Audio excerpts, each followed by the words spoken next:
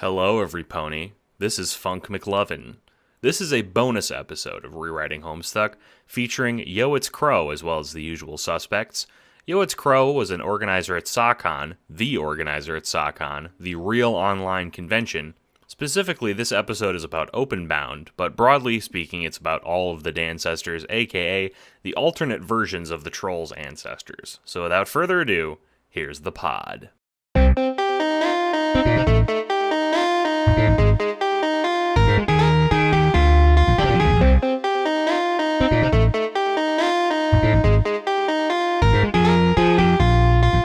Hello everybody, my name is Funk McLovin, here with Janiyah, Bucky, and our special guest, Yo It's Crow. We shot this episode 1 week ago on September 7th, and it took us 3 hours, but we scrapped it for 2 reasons. 1, 3 hours is too much information on a limited set of characters, and by the end of us, all 4 of us went insane. And 2, the audio of both Bucky and Crow was in whole or in part deleted. So today we're going to try recording one more time, and I'd like to take this opportunity to make absolutely sure everyone's recording, right? Yes. Yeah. I am recording and I am getting microphone feedback. I'm in a different room than my computer, and I'm not getting up, so we'll find out later. That's cool. This was the problem last time. Fingers crossed. That's okay. Truly, we are home room stuck. I'm sorry. Yep. Okay, great. In that case, let us begin with the first Dancestor on the docket, and arguably the most important, quote-unquote, important, plot-relevant one, Arania. We'll start from left to right, as it was last time. Yay! So yeah, Janiyah, what are your thoughts on Arania? Okay, this doesn't feel as organic as it did the first time, because I said it already, but I am legally obligated to make the I can fix her joke with Arania. Which I can't. She's a horrible, horrible person. I think Arania is a really interesting character, and I think that she's actually, like, the way she is in Homestuck is pretty much, like, it's mostly fine. There's a couple things I would change. One being, like, her thing with her, like, sexually assaulting Jake is not really, like, doesn't really add anything. Like... Yeah, I guess you could argue you're trying to make some... That's fucked up, dog. The thing about her is that she's Mind Fang. The thing about her is that she's Mind Fang, except that she's not Mind Fang. It's like, she's... And I don't remember if I said this in the last episode that we scrapped, or if I said it in a previous one, but, like, basically, like, there's versions of the same circuit that turn into, like, Mind Fang, or turn into Arania, or turn into Vriska, and, like...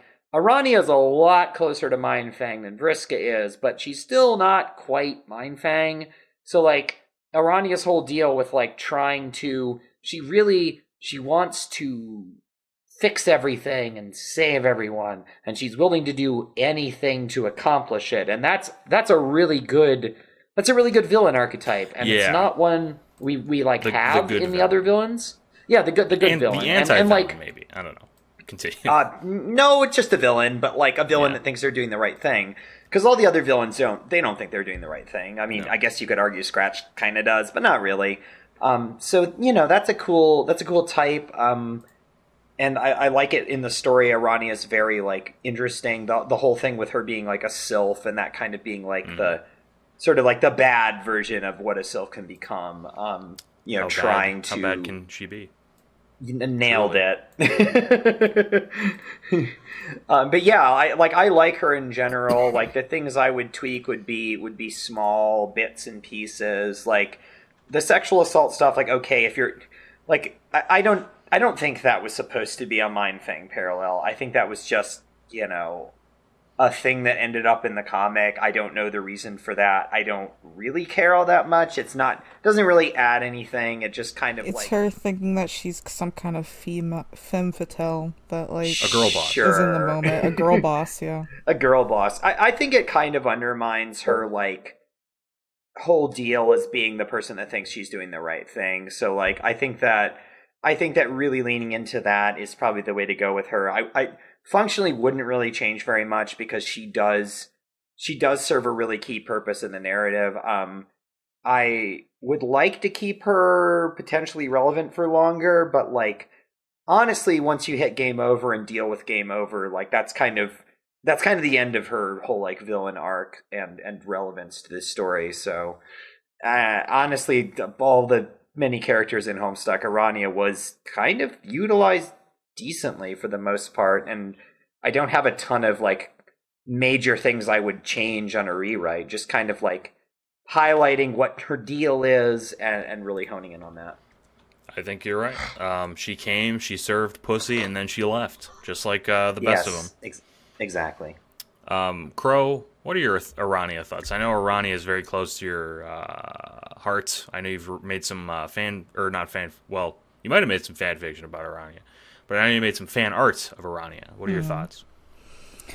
Kind of parroting off of some things, I'd say that Arania is probably the ancestor that I would change the least, because there's a lot of ways in which I would say even that the story pampered her for being one of the ancestors that were the most focused on, and also treat it with like some kind of like not importance to the plot, because not all of them have to have that, but like when basically as a character she was able to land her relevance ironically to like a good extent. Like when I compare her to a character like Mina, who is one of the foreground ancestors, but ultimately if you don't include Openbound as actually being anything important, then Mina doesn't really do anything. It's like Arania is the opposite of that, where she literally is the reason that the retcon had to happen. So in terms of things that would be changed about her,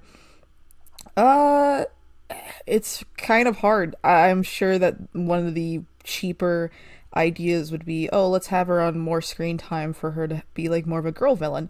But I wouldn't even say that. I think that her kind of being in like the background, so to say, so she's having all this kind of scheming that's going on that we aren't necessarily knowing about, because we kind of see this facade of her as being like a nerdy bookworm that does no wrong before it like surprises us when she suddenly turns. Like I like that.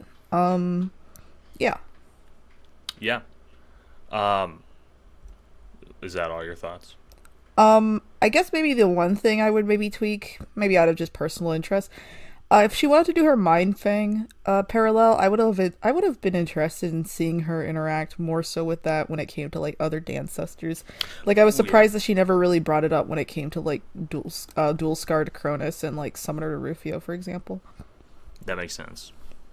I guess I'd add on to that as like when we first see Arania, we see a girl who is kind of an iteration on Vriska, just like all the Dancestors are iterations on their own selves, or their own Dancest selves. And Arania begins as sort of this mild-mannered exposition dumper, and that's her role. You know, Hussey uses her as a mouthpiece to say, this is how the world worked, or here's how the cherubs work, or something like that. And then she changes into a villain. And I think what it tried to do, what Homestuck tried to do, is say, this is, you know, Vriska's morality stretched over a person who is like not ready to think about the sort of moral exchanges going on. So basically what I'm saying is Vriska is like, no, Arania, you should mind control people. You should do evil things. And Arania, who is orders of magnitude more powerful than Vriska, says, oh, perhaps you're right. What's this? Mind Fang's journals? Oh, that'll be some good light reading. And then she goes off the deep end because, like, you know, why wouldn't she? It's basically, she's been a tempered person her whole life. She's been like, oh yeah, I'll just not do much. I'm not good for anything. All my friends hate me. And then Vriska shows up and is like, she doesn't like Arania, but she is like, you know, you could Aren't be more. Aren't you tired of being nice? Yes. Don't you want to go apeshit? Exactly. That is exactly what Vriska does to Arania. And then she doesn't realize that she's created a worse monster than she can deal with. Exactly. I love that. I want to lean into that more, because by the end, Arania is someone who... Arania is basically like, I love her as a character, But every time she's on screen, I want to like strangle her because I hate her so much as a person, which is good. That should, more media should be able to do that. More media should say like, this is a good character, but like you should hate them. And Homestuck almost did that with Arania. She's a very good like fall from grace villain, and that's something that like we don't really have other villains like that, because like Doc Scratch is horrible from the beginning, Caliborn is horrible from the beginning, Lord English is horrible from the beginning. Like, this is an example of a villain that's like the person that starts out with the best of intentions and then they just like fall completely into being one of the worst people that causes this inevitability of destroying the entire timeline, or effectively destroying the entire timeline. You can be more subtle with her than Vriska, because Vriska's like brash and like subverting a bunch of shit from the beginning anyways. But Arania, like, you sort of don't know the first time you read it that that's the direction she's gonna go, and it's interesting. I like it a lot. I will say one thing that I sort of was thinking about when we were like, because I was thinking about that scene where like Arania and Vriska are hugging, and Vriska's like sort of making a face to Mina, and like Arania knows because she's a mind reader and she can definitely tell what Mina's thinking, and she's making a face like that. That was a. I want more of that, but I want less of it to be about that they're into the same girl, I guess, because that could work if Vriska and Arania weren't definitely related. Yeah, and they also heavily imply that Mina and Vriska.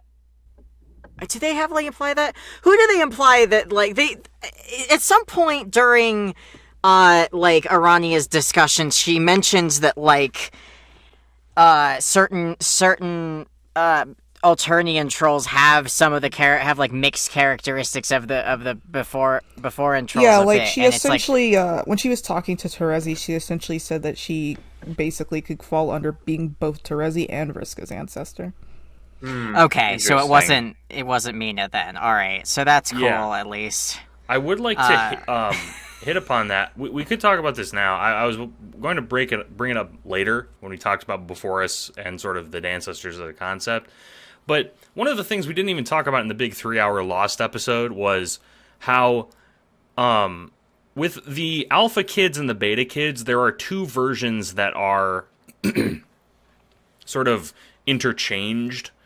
So there's a Dirk, and then there's a Dirk in the beta session. There's a Bro, and then there's a Dave in the beta session. Does that make sense? So there's like two counterparts.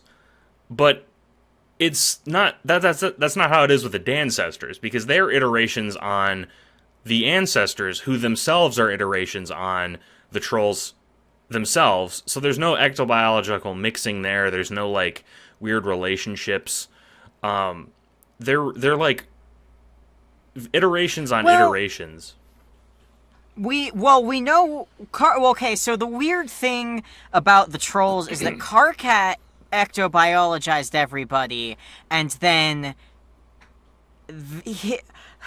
because the scratch was inevitable, Alternia already existed when Bephorus existed. So the scratch the Beforans initiated was able to change where Karkat's meteors went retroactively.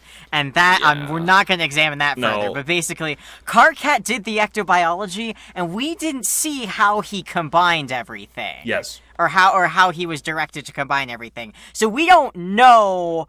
All we know, unfortunately, the textual words used in Homestuck are that for trolls that aren't ectobiologized, all of the like genetic material is combined into a slurry and then is dumped onto the mother grub. I left words out. You did leave words out. That's interesting. On purpose. Very special. Yeah. So I can only assume that like what my theory is that all of Team Red's ancestors, all of Team Red on Bephorus, and all of Team Blue on Bephorus, whatever that amounted to, was combined into two groups, and then those spat out 6 trolls each, and those are the beta troll, or the Alternian trolls. And because that's just an expanded version of what happened with the kids. There happened to only be 4 kids, so there's not like 3 or 4 or 5 or 6 different humans' DNA being combined.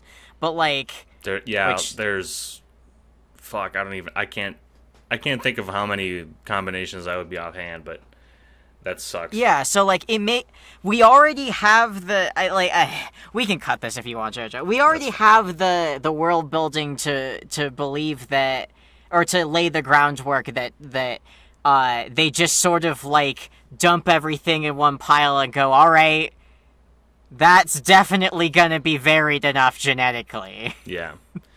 Okay, I get what you're saying. So I feel like maybe going into the specifics of that in a rewrite is not something that's is not necessary or at all. desired. That's funny. I don't even think the bit where we describe troll biological reproduction in Homestuck proper needs to follow us into Homestuck. That was never like a bonus, except for like the pornographic aspect. So like. Which, I mean, you can handle that stuff on your own time, yeah, let's be honest. That's fine. That's not my job. That's not what the rewrite's for. A chapter of the rewrite is devoted to a very graphic depiction of the Mother Grub and exactly how it works, narrated by Kanaya, who uses like paragraph-long euphemistic language, like, so you don't understand what the fuck is going on, but you know it's gross because she uses words like moist grubs and stuff like that. Anyway. That's just an analysis section for me in terms of like, because I unfortunately started because like I thought for a second it was that Mina was related to Vriska because like thieves. I was like, that sucks big time, and then luckily it wasn't probably, but also it is a little bit in the original text because that's how trolls work, but also it isn't. So let's just move on. You're correct, Bucky. That was all my time for Arania, I guess, and I'm fine with that. It's what she would have wanted. Exactly. Yes, oh, exactly. That's perfect because she does love explaining things. She almost explained troll romance a third time. Especially about like alien biological reproductive sequences. Yeah. That's canon. Yeah, that's true. What I meant to bring up with that is that Mina, in if not like a biological sense, is also connected to Vriska. We said on the last episode that got lost, and you'll hear that a lot. Like on the lost episode, we said X, but I'm sorry, but we wrote some of it down. Yeah, we wrote most of it down, so now it's not 3 hours fucking long. Anyway, yet. No, please, I can't do it again. I'm not strong enough. I meant to bring this up because I think the original intent was that Mina was supposed to be another iteration on Vriska, or at least in a thematic sense. So that's appropriately will bring us to the next character I would like to talk about, Mina. And I think there's more to say about Mina than Arania, because Arania is like, I think all that she has is good, but there just need to be some tweaks with her, because like, Homestuck does this thing where it has an intended arc that you can see, and then it fucks up the execution a little bit, because Hussey, like I said in one of the early episodes, is good at like the point A, point B, but then he fucks up the middle, which is fine, because you can still see that trajectory, and, you know, a second draft can improve on that. He's got one step up on Joss Whedon, is that he's figured out what's in the mystery box, but unpacking it is the bit that's get the problem. Get Hussey and Joss Whedon in a room together, and they will make do that. They will make the best structured story ever, and all of the women in it will have like one line each, and huge badonkadonks. Huge tits. I cannot, in good faith, say that I would not give all my female characters huge tits, so we'll leave that up to the viewer. But yeah, let's talk about Mina. Let's do that. my proposed rewrite is that she have huge I'm just kidding. Janai, what are your thoughts?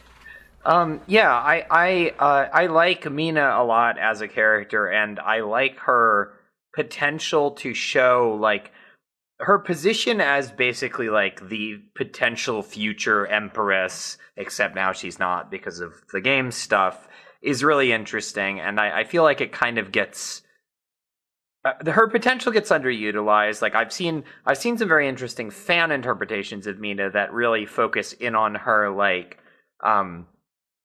her role as like someone who cares about her friends, someone who is trying to sort of lead and support them, and also as like someone that very much does not want to become like the Condas, who doesn't like, because in Homestuck she does like the Condes a lot, which is sort of weird. It's aesthetically, so like that, it's sort of like it doesn't really get dug into, but I like the idea that, you know, she's a character that like has this kind of surface level, you know, appreciation for that, and like realizes how bad of a thing the Condes is, and how bad, you know, the Alternian / Beforean Empire is, and works to try to like break away from that and rebel against it. Like I think we name dropped Mio last time. That's Marinara I Am Pasta at Twitter, who has some very good like Mina characterization and thoughts, and leans very hard into a Mina that is like, you know, very caring, but also very like wants to rebel against the Condes, and wants to establish her own identity, which I think is kind of interesting, especially because you have Vriska parallels made with Mina. Like in canon, she's just kind of like sort of like a riff on Vriska, and I think that kind of like, yeah, sure, let's go with that. But I think that having her be this kind of like a rebellious character that is less self-centered than Vriska is interesting, because like she does want her friends to succeed, and she does care about them. Like she is shown caring about, especially like we mentioned this in the Lost episode. We mentioned this. She cares in particular about like the lower class friends that she has, and like gives more shit to people like Cronus and Horus, who are the, you know, also high bloods, which I think is a good vibe for her in general. Like I think the, you know, very high blood that wants to specifically renounce her status in order to, you know, do what's right for her friends. Like I don't think she's a, you know, help the world kind of person, but I do think she's a help her friends kind of person, and I like that characterization for her. I think that should be something that is done intentionally. There's obviously like, you know, there's baggage with everything that happened during their session, because they had the long session and then these like unspecified, untold amount of time, which that's one of the things I want to talk about when we get to the before us general ideas, but I'll save it. So yeah, I like Mina a lot. I think canon doesn't always know what to do with her exactly. Like it's mostly okay, but there's some weird shit in there, and like just, you know, just her being like kind of Vriska, but not Vriska is a little, yeah, don't love that. One Vriska's plenty of Vriskas.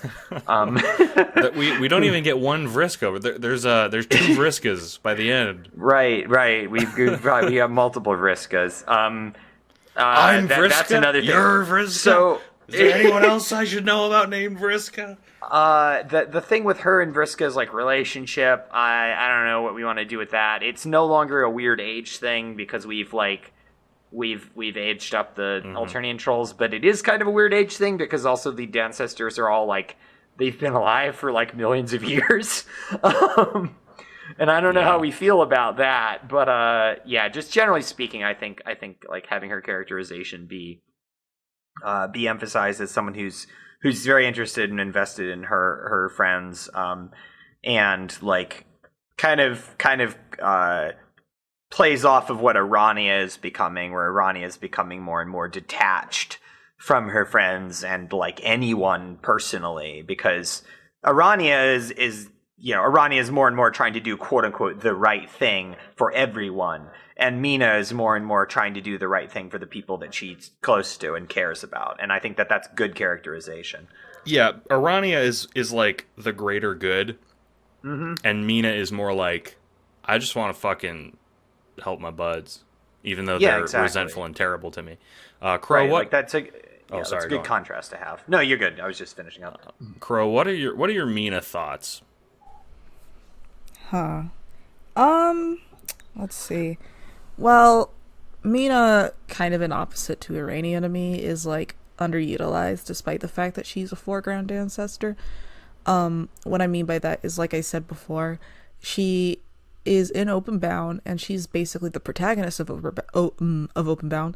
But when you look at Openbound and you look at the overarching comic and how relevant that is, you happen to notice that Openbound really isn't really utilized for anything outside of Mina running around talking to characters that she wants to have join her ghost army, and then that doesn't go anywhere because obviously she has like these strained relationships, which, because of the fact that the comic doesn't really want to focus on the Dancestors, they essentially don't really mean anything. And so when you take out Openbound, Mina for the rest of the comic doesn't really do anything outside of being like some whatever kind of character development later down the line for Vriska, and essentially like being there when characters are talking and occasionally putting in her 2 cents, but she doesn't really cause anything like herself. Like, she does have that thing where she has that speech with the Ghost Army, but at the end of the day, Tavros was the one that even got it together in the first place. But yeah, like, her characterization in those regards to her usefulness and actually being like part of the main plot, I wish that was different. I don't mind her being still like a very aggravating like bully character. I think that kind of works for the fact that if she is in this like leadership role that is supposed to be the opposite of before us, then having that and it being one of the reasons why like the Dancestors were like, you know, she was trying to do the whole getting them prepared for the game kind of way, sort of like what the Handmaid does for all of Alternia. But she does it with her friend group, which doesn't end up going well because they're a bunch of stupid teenagers and all that. And so, I don't know, her kind of doing that, but doing it in her own way, which is supposed to be like helping everybody, and that resulting in her friendships being like kind of ruined. I think utilizing that would, in her character, would be way better than this like later back and forth thing that the narration does, where it almost shows like she still doesn't even give a shit about her friends. Because when the ghost army is kind of used in a way in which a bunch of ghosts are going to die and stuff like that, like in a way she's characterized to where the rest of the Dancestors are treated like cannon fodder, no pun intended. But at the same time, you can tell all these different parts in like Openbound or when they were on the pirate ship that like she does care about her friends and she does have like feelings when it comes to like her relation with them, and even like how, for example, Matuna was treated in like the Alternian timeline. Like, she is uncomfortable about it when Cronus mentions that. Like, I guess to paraphrase You're talking it, about the helmsman, right? Yeah, the helmsman. I guess to paraphrase it, I like Mina as being like a rougher edged leader. I wish that she actually had relevance to the overarching comic, though, if they were going to put her on as much as a foreground as like Arania to an extent. And I think the idea of her having this whole thing where she like wants to consider her teammates her friends, but in a way that doesn't necessarily consider their feelings or perspective on things versus her own. I wish that was played around with more, to where she could even be utilized. I keep using that word a lot. She could essentially be written as a foil character to Vriska, because Vriska in a way was also trying to be the rugged leader role, with both of them also being thief players. But if Mina was the one that kind of like figured her shit out and was like, yeah, maybe this isn't how it should go, that'd be like an interesting contrast to like, you know, Circuit. I love that. Because she is the Vriska who is not a Vriska. She is an iteration without being a Circuit or a Blue Blood or I love that a lot. That's good analysis. What you made me think of, Crow, is she's a bad leader in the reverse reason that Vriska is, because Vriska is she has very good quote-unquote subjects or followers, but she is a person who cannot lead effectively, unlike, say, Karkat or even like Terezi in their argument over like who's the leader of their team. But Mina is the reverse in that she's a leader, a queen, if you will, with no subjects. She has no followers. She has no acolytes. And that sucks for her because, again, like a queen would, she is trying to raise an army for this defensive war they are fighting against Lord English. Like, explicitly raising an army. That is her stated goal. And I really like that idea of Mina is a rough-edged leader, and that wasn't leaned into enough because, like you said, she doesn't really do anything. And I think that if you show that she doesn't do anything because she cannot, because her friends fucking suck, and then she is introduced to people like Vriska and June and all these other people in the dream bubbles that can do actionable items, she becomes more empowered from that and starts to become an actual leader, which would make the eventual, like, sort of giving up she does with dead Vriska in the middle and end of Act 6 more impactful, because, like, it would show that, you know, she's been ground down to her fucking absolute limit, both by her own friends and now this quest, and so now she's just ready to watch the world burn, and that would set up good for her arc. That's my thoughts. Yeah. Were you gonna say something? I was gonna, like, add one more little thing, which I just thought of too. Just, like, if we also wanted to, like, not only have her be the foil of Vriska, but also so it's, like, you know, not awkward if she happened to finally, like, get into some kind of leader role, but we don't obviously, you know, parallel that back to the Condis, who is a dictator. I think one way in which that could especially be helped is that if she were able to realize that she needs to, like, go about this in a different way, which you know, makes her relationships with her friends not suck as much. It would be interesting to see it where she becomes a leader like the Condis, and maybe a better leader that is able to utilize the things that Vriska isn't able to use. But simultaneously, instead of it being somebody who leads over other people, it's more so that leader that works with people, if that makes sense. Like a supportive leader instead of a...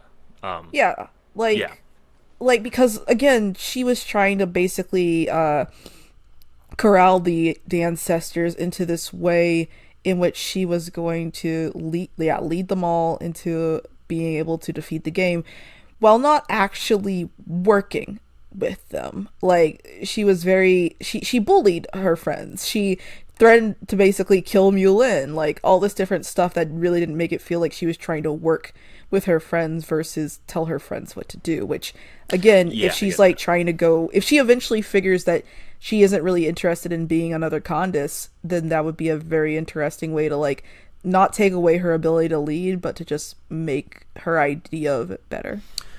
Oh, you gave me another good idea, which is most of the... Okay, what I'm about to say is confusing to myself, so bear with me. But all of the trolls on Before Us, in some respect, who do know of their ancestors, look up to them. Most notably, Vriska and Terezi. And in Vriska's case, when they actually see the Dancestors, who are those people they idolize deep down, they get disgusted because it's out of step with who that person that they idolized is, especially Vriska with Arania, because Vriska thinks Arania is a fucking windbag. And so with Mina, she could be a person who, on the flip side, sees her iteration in the Condess, and she goes, hey, that's fucked up. I was trying to do that stuff to my friends. I realize now that I've, like, seen that version of myself, that's horrible. I don't want to be that person.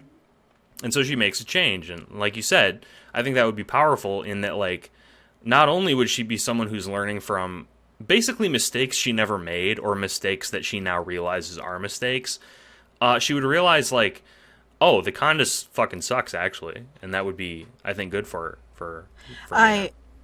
I think that would dovetail neatly into what I was thinking of, which is that she's also comparable to Pfeffery and Jane by virtue of them all being life players. Yes. In Pfeffery's case, she's not...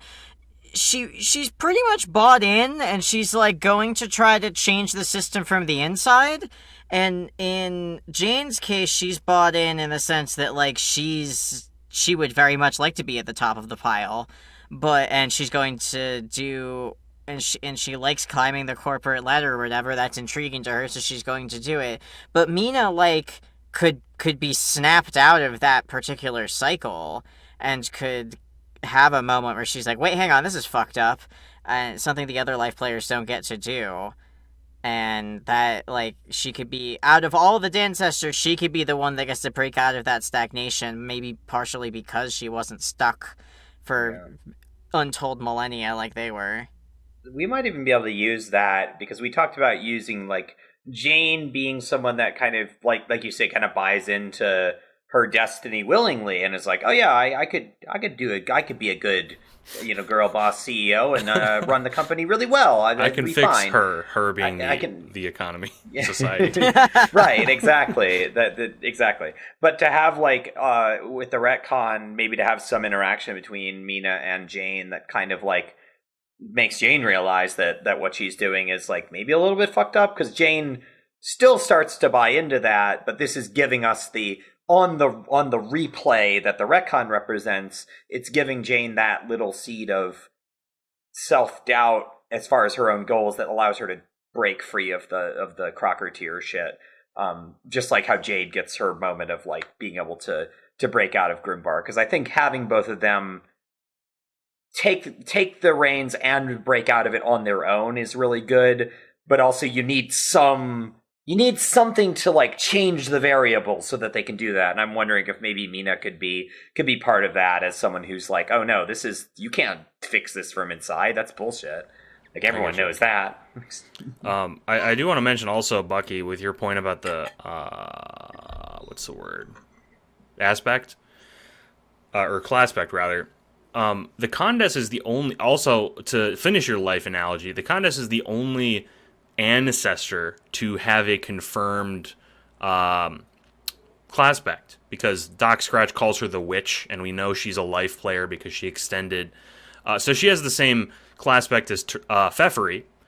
So, which is, we'll get in. We can get into how that is interesting later if I remember, but. That I think that's great, that the life players are sort of leaders, and they also, along with having their own stuff. Bucky, did you have anything to add about Mina before we move on to the other two ancestors we're going to talk about? I think you guys covered it. Also, I think that was probably more than 20 minutes, so I'm good. Moving on. Nice. We're actually making good time, so okay, cool. No worries. We're only 35 minutes in. We covered 2 of them. For the next one, you've got to make sure you mention the fact. Oh, the yes. So the next... Fuck! Oh, fuck! In the original episode, I had these riddles that I read. I'll have to go through and fucking find those. Oh my god! You don't need the riddles. It's fine. I do need the riddles. I'll find the riddle that I wrote. But anyway, okay. after I find the your riddle, audio, you can play your riddles. I'm glad I saved that. Anyway, so Porum. Sorry, I was leaving a space in the audio so I could read the riddle. Anyway, so Porum, a fun fact about this character is that 2/4, or in other words, 1/2 of the hosts at the present moment have Porum tattoos, which I think is very fascinating. Yeah. I asked this before, but I don't remember. Janai and Crow, your tattoos are different, right? They're like different yes, versions. They are slightly different versions. Like, mine is more of, like, some of the fanon versions of Porum's tattoos, and Crow's is more like the canon version of it. Mm-hmm. Nice. Also, mine still needs to be finished. Yeah. Mine is complete, unless I decide to get it down my arm, but I have it, like... I have the upper part of it, so... Nice. Why don't we start with Bucky this time and get in. We'll save the Porum likers for last, because I think me and Bucky have less to say about Porum cumulatively. Bucky, what are your thoughts? Again, a lot of the issues with the Homestuck characters is framing, and Porum is just trash by the narrative and by the characters around her. And just generally the way that the narrative treats Porum sucks. And I don't think that you can just dismiss that as that's how maids get treated, because that also sucks. So, I think, like, mostly there's Porum representing white, like, that specific brand of, like, she was a stereotype of a specific brand of, like, white feminism in in 2012 or whatever, but, like, that just really doesn't sit well with me, especially because she's contrasted as being, like, more wrong than cankry. Yeah, she's depicted as being delusional about her feminism because Yeah. or not Hussey, but the narration and other people say, like, oh, the patriarchy isn't a thing on I should say, for context, Porum uses the term shadow patriarchy, which is, I didn't know this until later, a joke on shadow matriarchy, which is like a Menemist MG Tau conspiracy theory. So Hussey is Hussey is explicitly saying, and I won't say that he still thinks this way or that, you know, his opinions haven't changed, because they clearly have. But in that time, in the comic that he never edited and is still out there for everyone to read, he is making fun of feminism, basically, by saying it's bullshit. Continue, Bucky. My apologies. God, I just think that sucks, and that was new information for me, so I'm mad about that, because I had just taken that as, like, yeah, of course that makes sense. It made a lot more sense in the context of Alternia, but, like, she says something like fuchsia down matriarchy, purple down patriarchy in the tags, and I hate that that's a joke, because it made sense in the context of Alternia. You've got the fuchsias and then, like, the violets who basically just serve them directly. The only two that we know are simps. And so, like, the fucking, the only two on Alternia we know. Cronus counts too, I guess. But, so, like, the Purple Bloods, the clowns, we know that the head of the clowns is the Grand High Blood. So, like, and I don't know, it's sort of like you can interpret that as the Purple Bloods manage more of the day-to-day affairs and, like, do more of the enforcing of the laws, and they can interpret the Condes's will as they please. But, like, this is starting to get into heavy interpretation of the text and not really what's explicitly stated. But if you take what Porum's saying at face value, you can get that interpretation. If you know it's a joke about how, like, how incels think that women secretly rule the world, well, it just takes the bottom out of that analysis. And, like, I would like her to be taken more seriously, because I think this is something that we've talked about outside of this podcast, but, like, Beforus is also just as bad as Alternia. It's just a very gilded cage instead of being a lawless fucking post-apocalyptic wasteland, or, like, teetering on the edge of that. Like, Alternia is on the brink of, like, some sort of collapse or revolution that's only kept in place by, like, Alternia is like cyberpunk and how do I put this?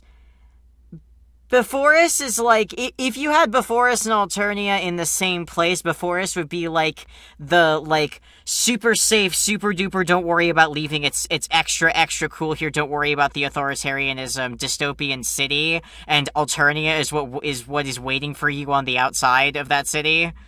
Like,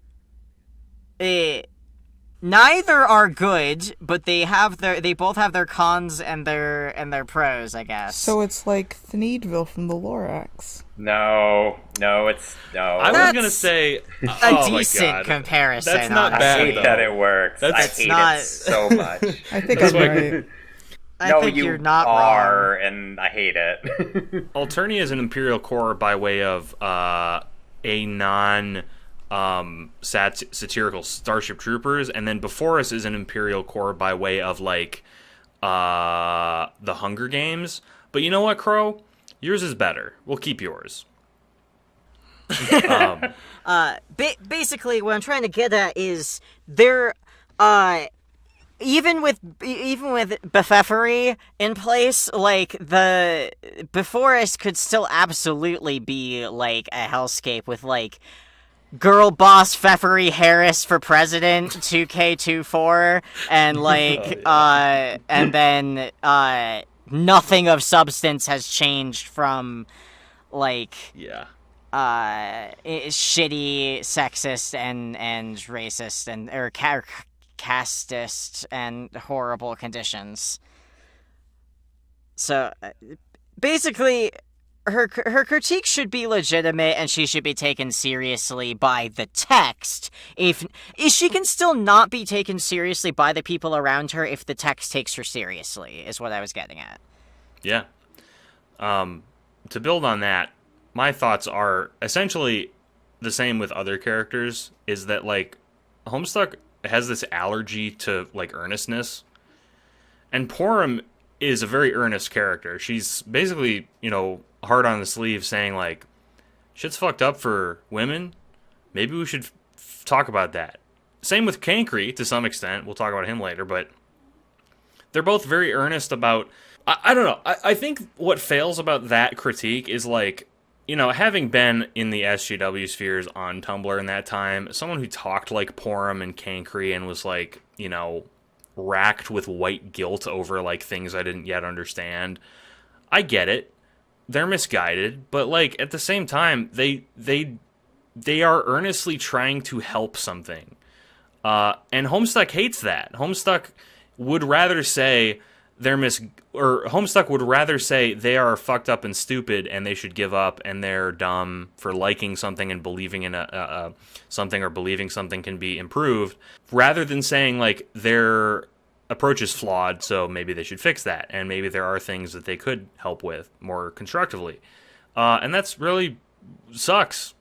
So, you know, Porum being a more coherent like example of for lack of a better term, SJW type stuff, and a more like, I don't know, nuanced depiction of that. I think that would be nice. Something that didn't like make fun of people for being wrong. I don't know. It reads as very like South Park ideology to me. Like, you know, make fun of people for believing in things. Nothing can be fixed. Everything is fine, sort of deal. Don't like that. Crow, what are your Porum thoughts? Porum hot. Porum hot. World hard. Porum titty soft. She's one of the only trolls that have a cleavage. I think that was very brave of her. That was very brave of her. She's pulling us into the right direction. Confirm that trolls have tits. That's great. Exactly. Oh yeah, I gotta say actually good stuff.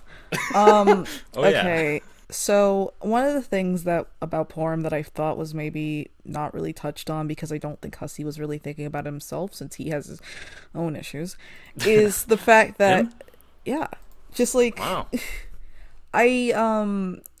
Porum doesn't have a sense of intersectionality, and I brought this up before. I've written about it before.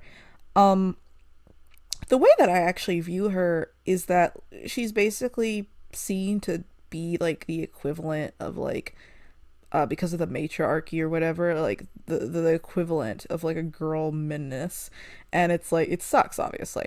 But Hussey later in the commentary, when you talk to him at his little booth, he kind of frames Porum in this better light of being like the better social justice warrior than Cankry, and I don't know how much of an extent that still holds up for him now, and also just like how much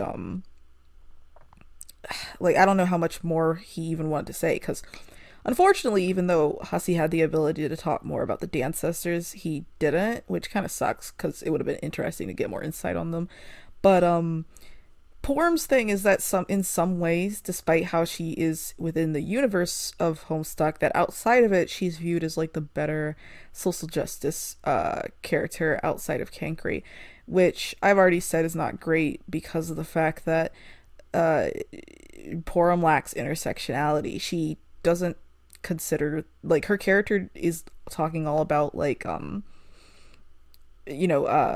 women are treated on troll planets, which is important, even though it's not framed as if it is because of the matriarchy. But with the way that she is written, Porum goes out of her way. If not, the narrative just has it where she doesn't talk about other social justice stuff that isn't just feminism. Like, Cankry is viewed as the more annoying version, and yet he's the only one that talks about things like gender related stuff or race related stuff in the equivalent of trolls. And even though it's still written bad, it's the fact that not only is Porum not really written as the one that's supposed to be the annoying one who, you know, she happens to not mention those. Within her character, she kind of has her own priorities put as being more important, because in the same breath that she can tell Cankry, none of the stuff that you're talking about matters because our society is dead, she will also say, anyways, despite our society being dead, the stuff that I'm talking about is important about our society, which isn't really, it's kind of shrugged off. Like, it's not, it's there, but it's never something that's highlighted as being a flaw of her. Like, all the other Dancestors kind of have this stuff that's mentioned about them in terms of flaws, be it being obvious when we talk about or talk to them in Openbound, or it again being brought up later by Hussey. But that part with Porum, I don't know, it stuck out to me because, again, it'd be one thing if that was made as a purposeful flaw, but the fact that it's not really talked about, and I don't really see any other people ever talking about it when they talk about Dancestors, and Cankry is supposed to be seen as like the more annoying social justice character that is the one talking about those particular other issues, it kind of sucks. Like, Porum will talk about how women are mistreated on troll planets, and despite a matriarchy, and while that's important, she, for example, focuses on the fact that the higher classes are male dominated, and not focusing on the fact that the male dominated classes are being told what to do by the fuchsia who's the woman. Like, you know what I mean? Yeah. Much like the Joker, she realizes we live in a society. God. I hate this. Yeah, like, it's She's just... even green, like the Joker. Yeah. Continue. Oh, yeah, she also mentions the whole thing, like, oh, the if I had to paraphrase it, like, all of it in, like, the best summary I could, it's like, Porum's like, oh yeah, the Condis was being controlled by Lord English, and I'm over here like, that's really good and also very relevant. She still killed people. She's still a fascist. I don't, like, you probably want to talk about that, Porum, and Porum would like not. She'd probably get mad. Yeah, she would be one of those, like, sort of straw men that people construct and they're like, you know, well, it's diversity win. This, you know, techno-fascist is a girl boss, and Porum would actually probably believe that. Porum's like my mom when my mom gets excited when we have like women in charge of particular politics. I'm just like, I don't care if they're a woman, they're still taking away my rights. Yeah, it's the same weaponization of identity politics that has been like the Democratic sort of thing for years and years and years. The same shit they talk about on South Park, the same shit they talk about on The New Simpsons, the same shit they talk about on fucking Family Guy. It's this bullshit. It's bullshit. I don't like it. Yeah. Cronus, oh my god, Crow. Do you have any other? That's my full name. See, I do this thing where as a sort of formality, I call people by their full name. And for Crow, I keep wanting to call you Cronus. Yeah, Cronus Empora goes on a tangent for 10 minutes about why Porum is wrong about feminism. Yes, that's in character. Thank you. Do you have anything else to say before Janiyah speaks? Porum hot. Porum hot. That's a good bookend, I think. Yeah. Janiyah, what are your Porum thoughts? Yeah. So I have a couple of different thoughts about Porum because, like, so all of the Dancestors... Is one of them Porum hot? Porum hot, yes. I literally have the tattoos on my body. For real. That's not just the avatar. That's a real life thing. But yeah, my thoughts are more that, like, so all of the Dancestors, except Rani and Mina, kind of, are sort of like, pick a Tumblr stereotype and, like, make a character based on that. And the thing about the rewrite is we don't have to do that at all. So like rather than I would go with rather than trying to make Purim's whole thing like a better version of like the feminist archetype is like she doesn't need to be the feminist archetype at all. And I think it would work better to have her more broadly aware of the alternate or the before and oppression. Like I think that she and Cancri should both be more like earnestly concerned with this shit. Like I don't love Cancri's stereotyping either. And I also like the idea of them having this kind of like sibling like relationship between the two of them. Like Cancri is kind of insufferable, but like in the rewrite at least, he's right. He just talks your ear off about it. But I think like having Purim be aware of like the blood class, how that works, is she is a Jade blood, so she was involved in the whole gamut of like support of the I keep wanting to say Alternium, you know what I mean, the Beforean system. Like she was responsible for being in the caverns ultimately. She knows all about how all the eugenicsy shit works, like all of whatever they do, their version of culling, where they like coddle and like treat people like they're inferior and prevent them from having any freedom. She knows all about that stuff. So like rather than having her be one note feminism, which like gender politics in Alternia and Bephoris are kind of incoherent in Homestuck.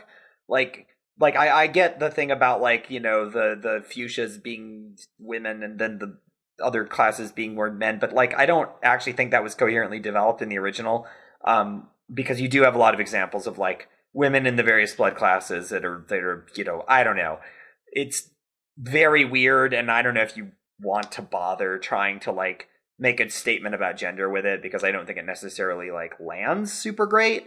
But I think having her be generally aware of things like the blood class shit and how the culling system is fucked up is good, because then the other thing is I think she presents an interesting contrast to Kanaya, because Kanaya's in the same position of kind of being ready to support all this stuff, especially with them aged up, because Kanaya is like going to be on the verge of ascension. She's going to be on the verge of getting wholly invested into everything having to do with the system of Eternian reproduction, both in the literal biological sense and also the like social sense of the word that's used in like leftist theory. But like Purim provides a different perspective where like Kanaya is someone that's still like coming into trying to understand this. Purim is someone who's had like a million years literally to reflect on it, and like has like, you see even in canon, like she can control her rainbow drinker shit, and she teaches Kanaya how to do that. Like she definitely is supposed to present some kind of like higher level of awareness. It's just played off as like a bad stereotype of a Tumblr white feminist specifically. But I think having her be more well-rounded and then be somebody that is kind of like the, more mature version of Kanaya, who can then like, someone that's not as, not as rigid and not as like inflexible and not as still immersed in this bad society that she's been a part of. Like Purim has had a chance to break away from that, and I think that having her really lean into that and embody this kind of like more mature character would be interesting. And again, I think that her and Cancri can both kind of like fill this role in different ways, with them kind of like serving as a kind of mentor figure for like Kanaya and Karkat respectively, although there's some, I don't know, I've less developed Cancri thoughts, so we might talk about that a little bit. But yeah, I don't love the idea that Purim is just this like one note character, because I think that she is very interesting as a Jade blood and as someone that's had a lot of time to like reflect on what that means. So I would really like lean into that aspect of it where she could be a little bit more well-rounded. And I think that also ties into like what Crow was saying about intersectionality, where she's like, yeah, she's aware of the blood class stuff. She's not just feminism. She's everything. That would be great if instead of talking about the weird feminism menimism parallels that Hussey made, you could make it about classism, which is real in Alternia and real in the real world. I think that would be great. Yeah, an understanding of the system as a whole, rather than an understanding of Hussey's interpretation of white Tumblr feminism.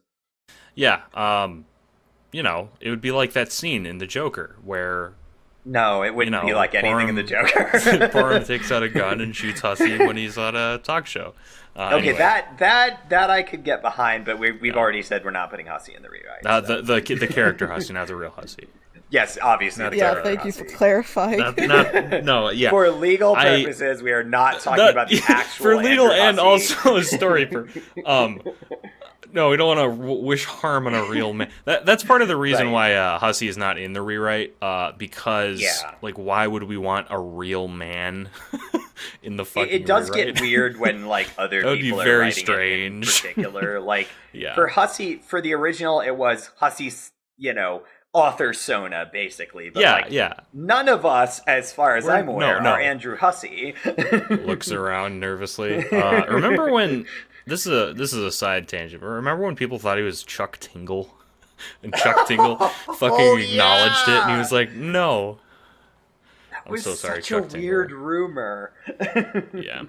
But anyway, back to the fucking DANCESTORS. What we're here. What we paid Crow $1,000 to appear on our podcast for. Let's talk at long last about the final sort of main before us troll that we're going to talk about today. It's not Cankry. It's a Cronus. You gotta be kidding, man! So, I don't remember what the fuck we said about Cronus last time because I sort of went into a fugue state and passed out and don't remember a single thing.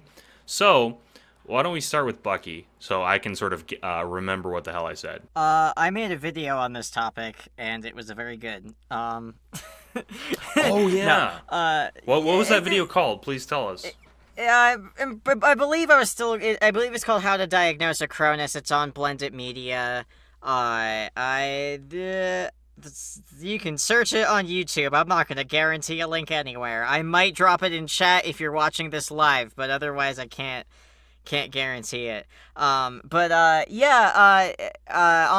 Media, I have a character analysis series where I'm basically taking a bunch of characters I like from Homestuck and sort of delving into what makes them those characters, and then or maybe a little bit on the side of the Cronus one, what the idealized version of Cronus is, maybe just a little bit, because that's more fun than what we actually got.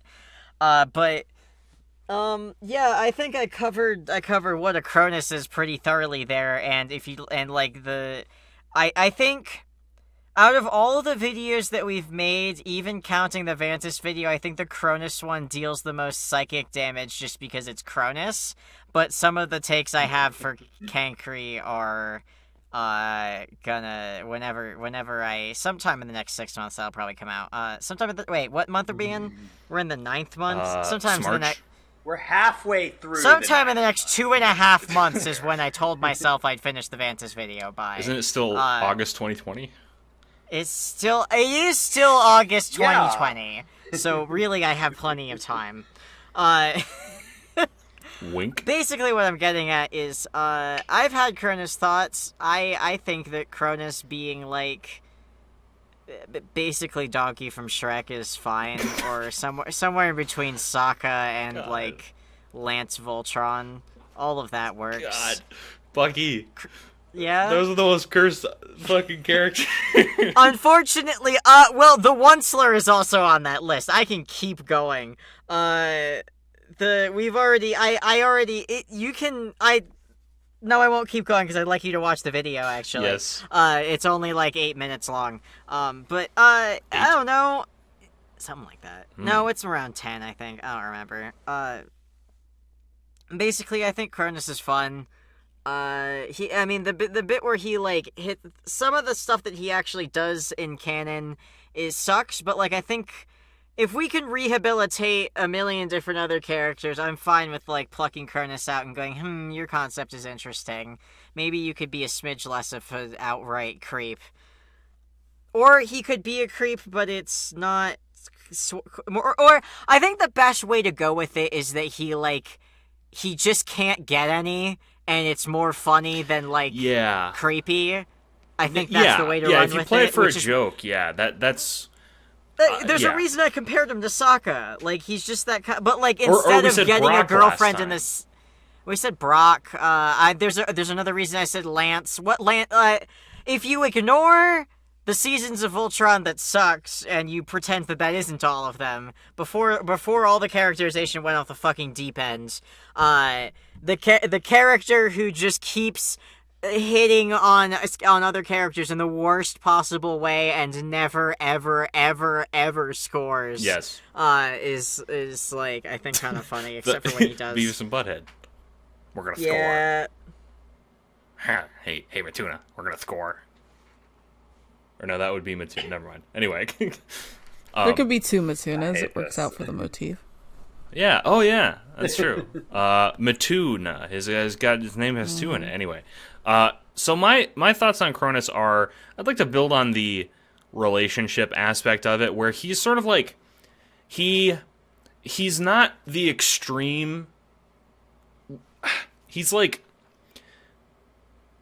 so Cronus, like, I'll put it this way. Okay.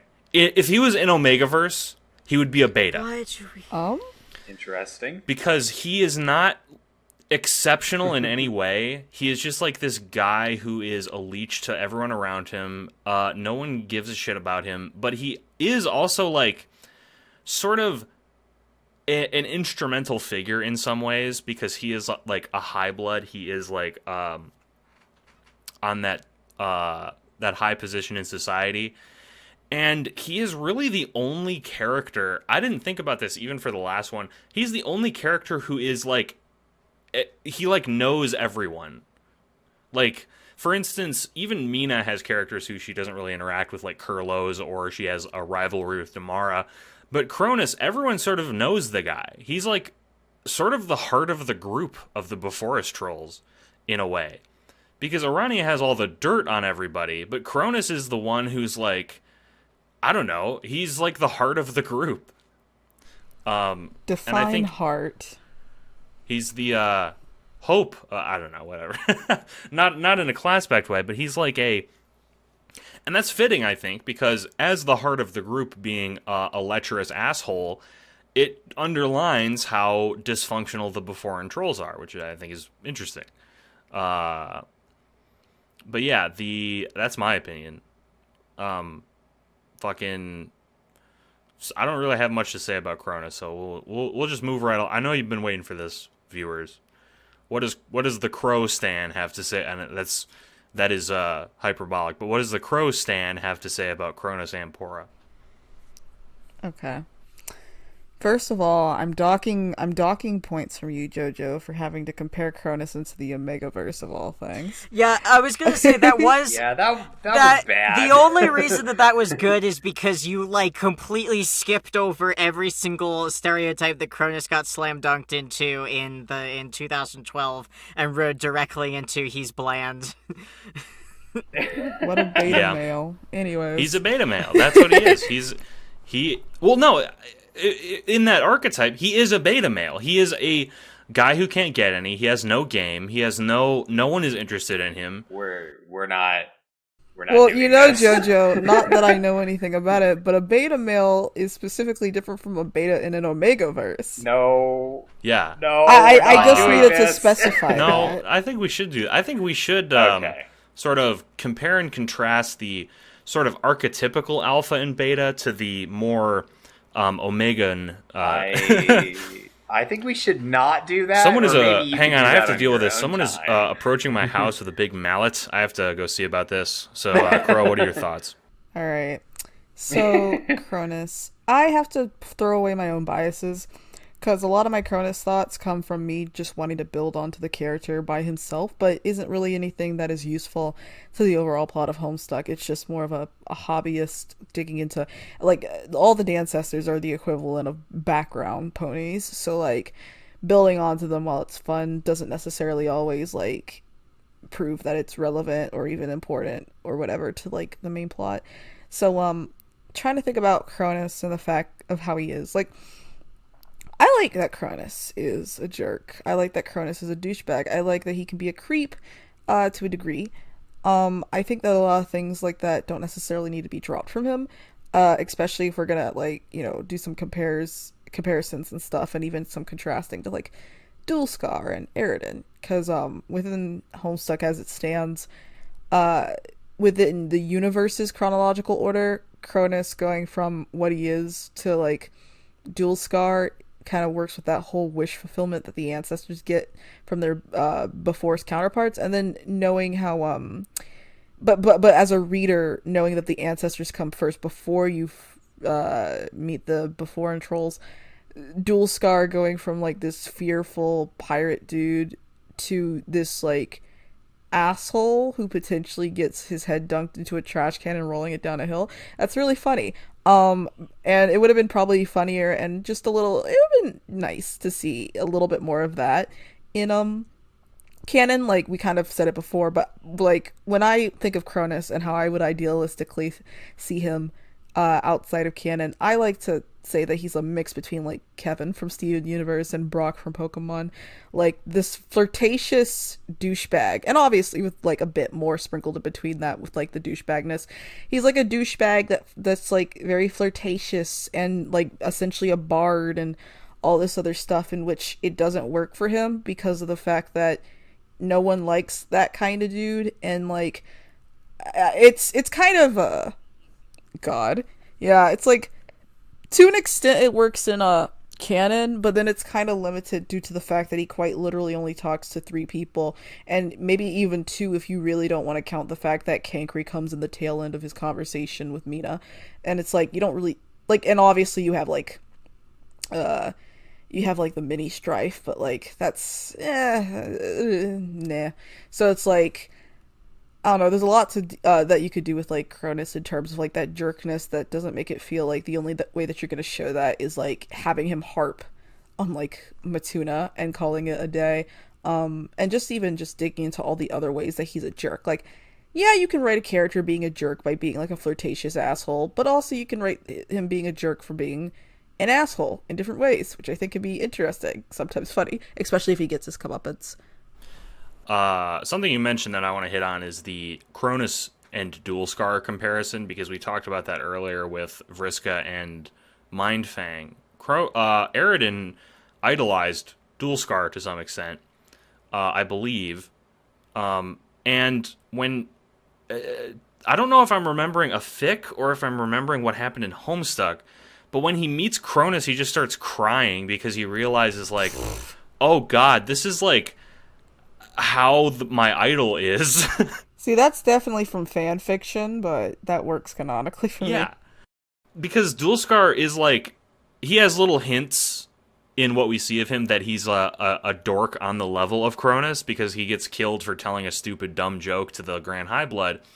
And Eridan would in that moment be like very potently aware that like, oh God, everything I've tried to pattern myself as sucks. Ugh.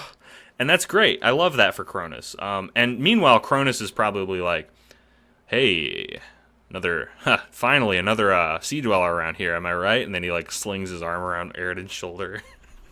God.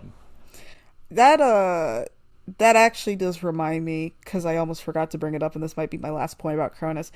If we were to add any other things for like the Dancestors, just overall having like some tropes that were not as like outdated, or not specifically about particular social media tropes that feel like they're targeting particular groups, just versus an overall concept of like social like engagement with other people. What am I trying to say here? Instead of just being the incel, because that's what he is, but like instead of just being the incel, it would be interesting if Cronus, from his humankin stuff, if he had also some dabbles of things having to do with toxic masculinity, and even some things having to do with like queer compet. I've made this tweet before, that was more foreshadow, but like Cronus has this thing where he's quote unquote humankin, and he essentially is like borrowing a lot of like human motif, because from what I see it from, the humans were a hot topic and he wanted to jump on that because he's all about attention. But he's also modeling a lot of his behaviors off of like, the greaser trope, which greasers within movies and stuff like that are way different than like the greaser culture that actually was. And usually the greasers within movies were portrayed as like cool guys, which is what Cronus wants to be, but also like misogynistic assholes who thought that being like swaggy or whatever would like get you first of all get you the girl, but only specifically girls, because it was very heterosexual as well. So Cronus potentially modeling his behavior and stuff, like, because to me, again, he's a guy that wants attention, and potentially as well with that attention, just like just something that goes toward like the quadrant thing, like most all the Amporas, but him potentially getting the influence to do that, but in the worst way possible, which is following a Americanized misogynistic trope that's idolized within movies, but not actually in real interactions with other people, and it not only being like this weird persona, but also, again, the fact that it represses a lot of things that Cronus definitely is, like being a bisexual.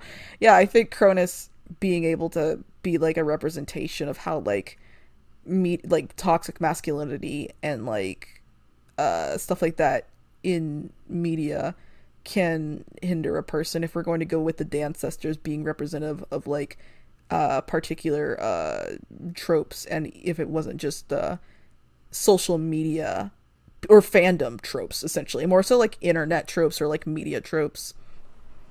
Yeah.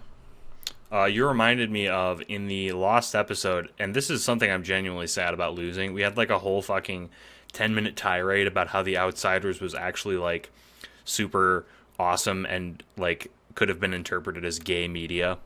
It's very soft and like sweet. Yeah. Male yeah, bonding. like I had this cute, I'll paraphrase it, just like basically there's a lot of gay subtext in The Outsiders, even if the person who made it didn't intend for it to be. And so if like my little fun idea off the side, which is completely not backed off any canon, but like if Cronus were to potentially look up The Outsiders while trying to find this greaser persona, it's like you have all this other stuff like, you know, blatantly Grease and all that. Why didn't Ponyboy just kiss his 4 boyfriends? Yeah, exactly. Like Cronus would be basing him off of like Ponyboy and the other dude that's Ponyboy's friend. I forgot The Outsiders, like the details of that. Sticklebrick. We had the same joke last time. Basically, Cronus wants to base himself off of like their douchey like leader dude in the Greaser gang, and not like the two dudes who are the lead protagonists and also have a way more healthier relationship with each other than like the guy who's trying to like pick up chicks and be a douche because it's cool, who also, like, spoiler alerts, gets a little like not alive in the end. Boom, boom, boom, boom. Yeah, I agree. Cronus, do you have anything else to... fuck, I did it! God damn it! Wow. Alright, Crow, do you have anything else to say about Cronus? First of all, I'm going to kill you in Minecraft. Okay. Secondly, I think I'm good. Okay. In that case, Shania, what are your Crow... Wait. One more thing. Go on, no problem. we talked about replacing his Harry Potter stuff with Percy Jackson. I just want to have that. Yeah. Yeah, that's good. Yeah. That also ties into something I'm going to bring up after we do finish with Cronus.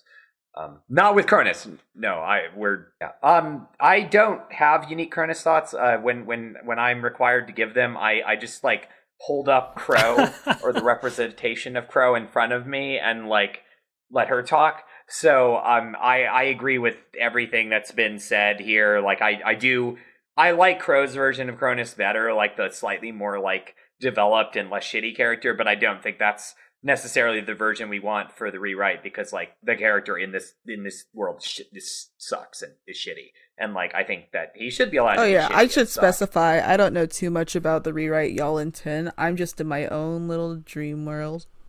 You're in another dream bubble. You're good. So yeah, no, I don't really have anything to add on Cronus. I would just be rehashing the same stuff we already talked about, and I don't want to drag this out. So that's good. My final thought is I think it's funny how in the structure of this episode we basically said like, all right, there's 4 main DANCESTORS we want to hit, and then the rest of them we'll just talk about in very quick succession. And what I want to just say is Cankry, who is one of the most sort of fan favorite trolls, is not one of the ones we decided to talk about. And I think I want to address that just real quick before we get into the more general before us as a setting and sort of how the Dancestors as a group ended up. Is Cankry is not important because he is pretty much the most abhorrent example of what I was talking about before, which is Hussey's absolute fucking allergy in early, late Homestuck to people being earnest. So really, I don't think we would have much to say about him other than like he sucked. But what I think we could change about Cankry is, instead of being like a parallel on, you know, the sort of Tumblr feminism or weird shit like that, something I brought up was making the entire trolls, instead of based on that sphere of stuff, we make them based on a more general like idea of being fans of a work, because I like that as an allegory. But and you guys had you guys had some contentious thoughts about that, but I did want to bring that up again as an introduction into the before us stuff. Can rehash that a little bit. I'll start. If you don't mind, I'd like to start with the before us general thing, because I free. have literally no thoughts on Cronus. But also, I'd like to basically where we landed when we recorded before was like, that's an interesting idea, but it doesn't at all work for what we're doing.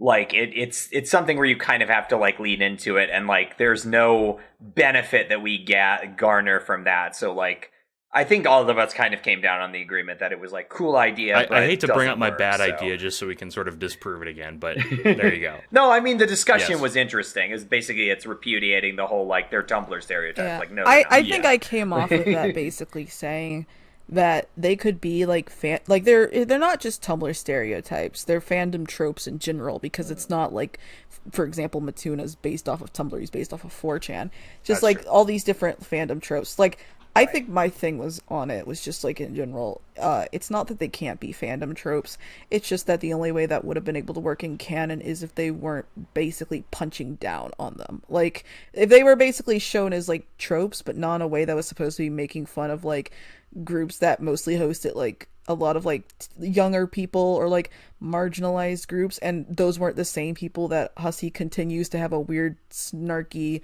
grudge against to this day, it would have worked better. Yeah, so and this is kind of leading right in from the comment about Percy Jackson, and I kind of hinted at this before, but one thing I think is interesting is because the Dancestors are because they've been in the dream bubbles for a long time. And like one of the things we talked about in the Lost episode was the idea of them being more sort of like eldritch, like they've changed by being alive for so long. But my interpretation of it, and this is what I would absolutely go with, is rather than them having be like super like unknowable like horror terror type beings, because I don't think that works for what their position in the narrative is I would position them as they're more like Greek or Roman gods. Like they are immortal, they've been around for a very long time, they can just kind of do whatever the fuck they want. They have some powers to some degree, at least some of them do, but like at the same time, they're all very, very, and I'm not going to try to hackney this, they're human. They're very human in their behavior. So like, I think that's a really interesting concept where they have like all this perspective and they don't really use it that much. Like they kind of do. Like I know I mentioned Borum having like a little bit more of a perspective on her role in Before Us, but like I think that would be really interesting to go with, because it it provides an interesting dynamic where they're all kind of like, a lot of them are kind of shitty people, but they're kind of shitty in a very specific way, and like some of them have started to like do some growth, but they all kind of stagnate. Like they're just kind of like, piddling around for, functionally eternity, and they're not really like growing much. They're just kind of like interacting with each other, and then having them become involved in the plot and become involved with the rest of the cast is kind of a catalyst for them to start to develop as well as the main cast. So I would really like lean into that, where it's a nice parallel because you've got some like Greek and Roman god parallels already, and you've got some like the vibe that they give off to me feels very like in that direction. So I would like to go into that. And as far as like before us in general, like I would like to address the sort of like it's still an empire. Like I think that Cancri and Purim conversations are a place you could do this, where it's like, and Mina's attitude towards the contest as well, where you point out that like even though it's quote unquote nicer, it's still an empire. They still do imperialism. They still have an empress. They still do, you know, fucked up shit with people's like autonomy and freedom. I think that there's a couple minor characters that could have conversations that would sort of like highlight that. So the two things I would go with are make the DANCESTORS a little bit weird in the like classical god sense of the word, and talk about the fact that before us sucks ass, basically. Yeah, I really liked that. The god parallels are interesting because I think we could play around more with how they were on Before Us and in the game versus how they are now, because it seems inconceivable to me that Hussey would introduce that, oh yeah, by the way, they're thousands of years old, and then just leave that hanging, because he's usually pretty good about that kind of weird high concept thing, at least in like terms of, never mind, I'm wrong. Your doubt has swayed me. I always thought that was weird that he just left that hanging, but then that you're making that sound made me look over like the swath of like class spec and game lore stuff. So never mind, I was wrong. But yeah, it's weird he never followed up on that, or not weird that he didn't follow up, or whatever the fuck I mean. It would be nice yes, if it had. It would be nice because, yes, like you say, it would be cool if they could have like some insight, because that could fuel their apathy. They could be like, no, we've just been chilling for like thousands and thousands of years. This is good. This is how we live now. This is how we like it. We have some crazy, like, you know, world-shattering abilities that could rival, Lord English, but we don't really want to worry about it, so we're not going to do anything. And Mina and Arania being changed by meeting these kids, I think could be really cool. I think also that would have some more stakes for when Lord English starts to like wreck shit, because that would be the only thing in millennia that has shaken up the Beforans status quo, which is cool. Well, were that all your thoughts, Janaya, before we move on to Crow? Yeah, no, those are the main ones. I mean, if you get me going, I can talk about like Before Us and imperialism for literally hours. So I think those are kind of the key things that I would hit on as far as like what's going to be important to the rewrite and important to the DANCESTORS, who are, at the end of the day, even though we're like trying to give them a little more characterization, they are still a relatively small part of the plot. Like they are not becoming main characters, with the exception Arania and Mina still pretty important, but like the rest are supporting characters, and like I think it's important to keep that context in mind when we're talking about this. Crow, what are your opinions on the DANCESTORS in general? That's such a broad question. I thought you were saying ugh at my singing. Nah. Oh gosh. Continue. Also, my brain is trying to keep up. It's been a bit. I mean, what is there to say that hasn't already been said, honestly? I mean, the DANCESTORS are what they are. They're parodies. They're parodies off of like particular fandom personas that you would find, especially on Tumblr, but not just Tumblr, that were people who were, I don't know, I guess in Hussey's eyes, they were targets to make fun of, which, you know, could be the same thing said that any other Redditor or 4chaner would do.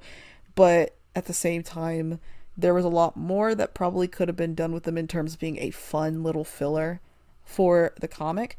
That wasn't just that, because it's like, okay, you could have it, for example, where they're supposed to be exaggerated fanon tropes of the beta trolls, because that's what some of them are. Like Mulin is the obsessive kitty cat shipper. Some people portrayed Solix obviously as being a gamer, like how Matuna is. Cronus, like Fanon Eridan, is the obnoxious flirt, etc. And those personalities being exaggerated is one of the reasons why I think that some things don't need to be changed, or if they are changed, then like at least don't need to be paired with particular other things about their character. But at the same time, it's like they can be fun characters if they're utilized in a way that is not bad. And like, I don't know, contrary to popular belief, Homestuck being offensive is not integral to the plot, so I don't know, we could do without some of that to make it a little bit fun, because some people really don't like Openbound, and some people who say that they don't even have a problem with it admit to not going back to it, and there's like a reason for that outside of the fact that it doesn't really do anything for the plot. The characters, if they're not uninteresting, then they can just be like not great tropes, or they're just offensive, like ableist, racist, etc. That kind of stuff. Like if they truly were not going to be that important because Arania and Mina were the only ones meant to be something, then the least that they could be is not a waste of time. I agree. Basically what I have to say about the Beforans in general, and I'll keep mine brief because I've already spoken some, echoes what Cronus said, in that I don't think that they should be good people. A lot of people have sort of gotten on our asses lately, especially on social media, about like they just want to wipe away all they just want to be SGWs and make it all squeaky clean. It's like, no, we don't. We don't want to make them good people. We want to make them good characters. They can be bad people, and they should be bad people, but we want to make good characters. Proper criticism requires listening or consuming the thing that you're criticizing. That is true. Yeah, like we literally talk about this. this. The thing about saying all this is all of the episodes. people who said that won't be listening to this, No. so it's fine. It's like... Right. Yeah, like, I think the social media stuff was just to address like problems they had with other people, which is like, whatever. Nothing to do with this.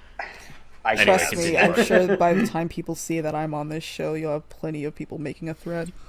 Rubs hands together. Damn, they can suck my dick then. Oh, that you actually hit upon something out at meta that I wanted to address. This will be on Bandcamp and not YouTube at first, like early access. So if they want to bitch about it, they got to pay for it. Nice. So there you go. Nice. Anyway, continue, Bucky. I guess Cankry and Bepharus stuff. I mean, I like Cankry a lot. I like Cankry as a component of Mean Cree, as introduced by Mio, who is also right about things. Cankry, again, like, the actual framing of the character, he's another SJW joke. He says a bunch of horrible things. He calls Porum a whore to her face. He tells Matuna that he could do without the speech impediment.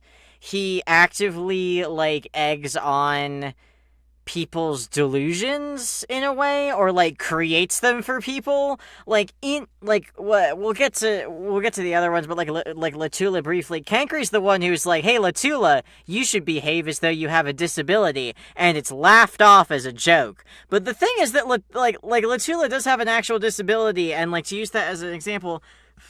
Like, again, this is the exact same thing as Porum. If you're gonna have literally the most marginalized character in caste society, somebody who is a part of a caste that doesn't exist, then you've written a character that's intensely marginalized and are making fun of him for being intensely marginalized and trying to say something about that. Like, he shouldn't be wrong. He shouldn't be framed as 100% solely in the wrong. He is still just as marginalized as Karkat, but instead of being constantly afraid of being killed, he's being constantly afraid of having his own autonomy taken away. Like, that's what you can interpret from Befeferi's culling system.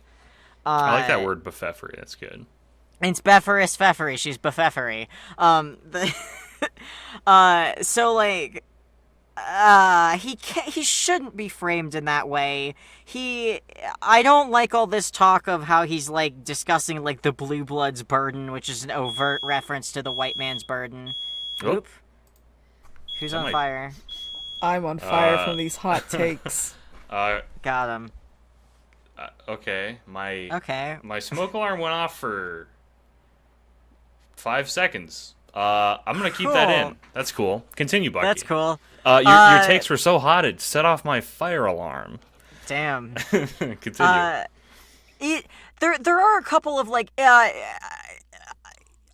the Homestuck as a text compares the Blue Bloods to white people several times, and a couple of those come directly from Kankri.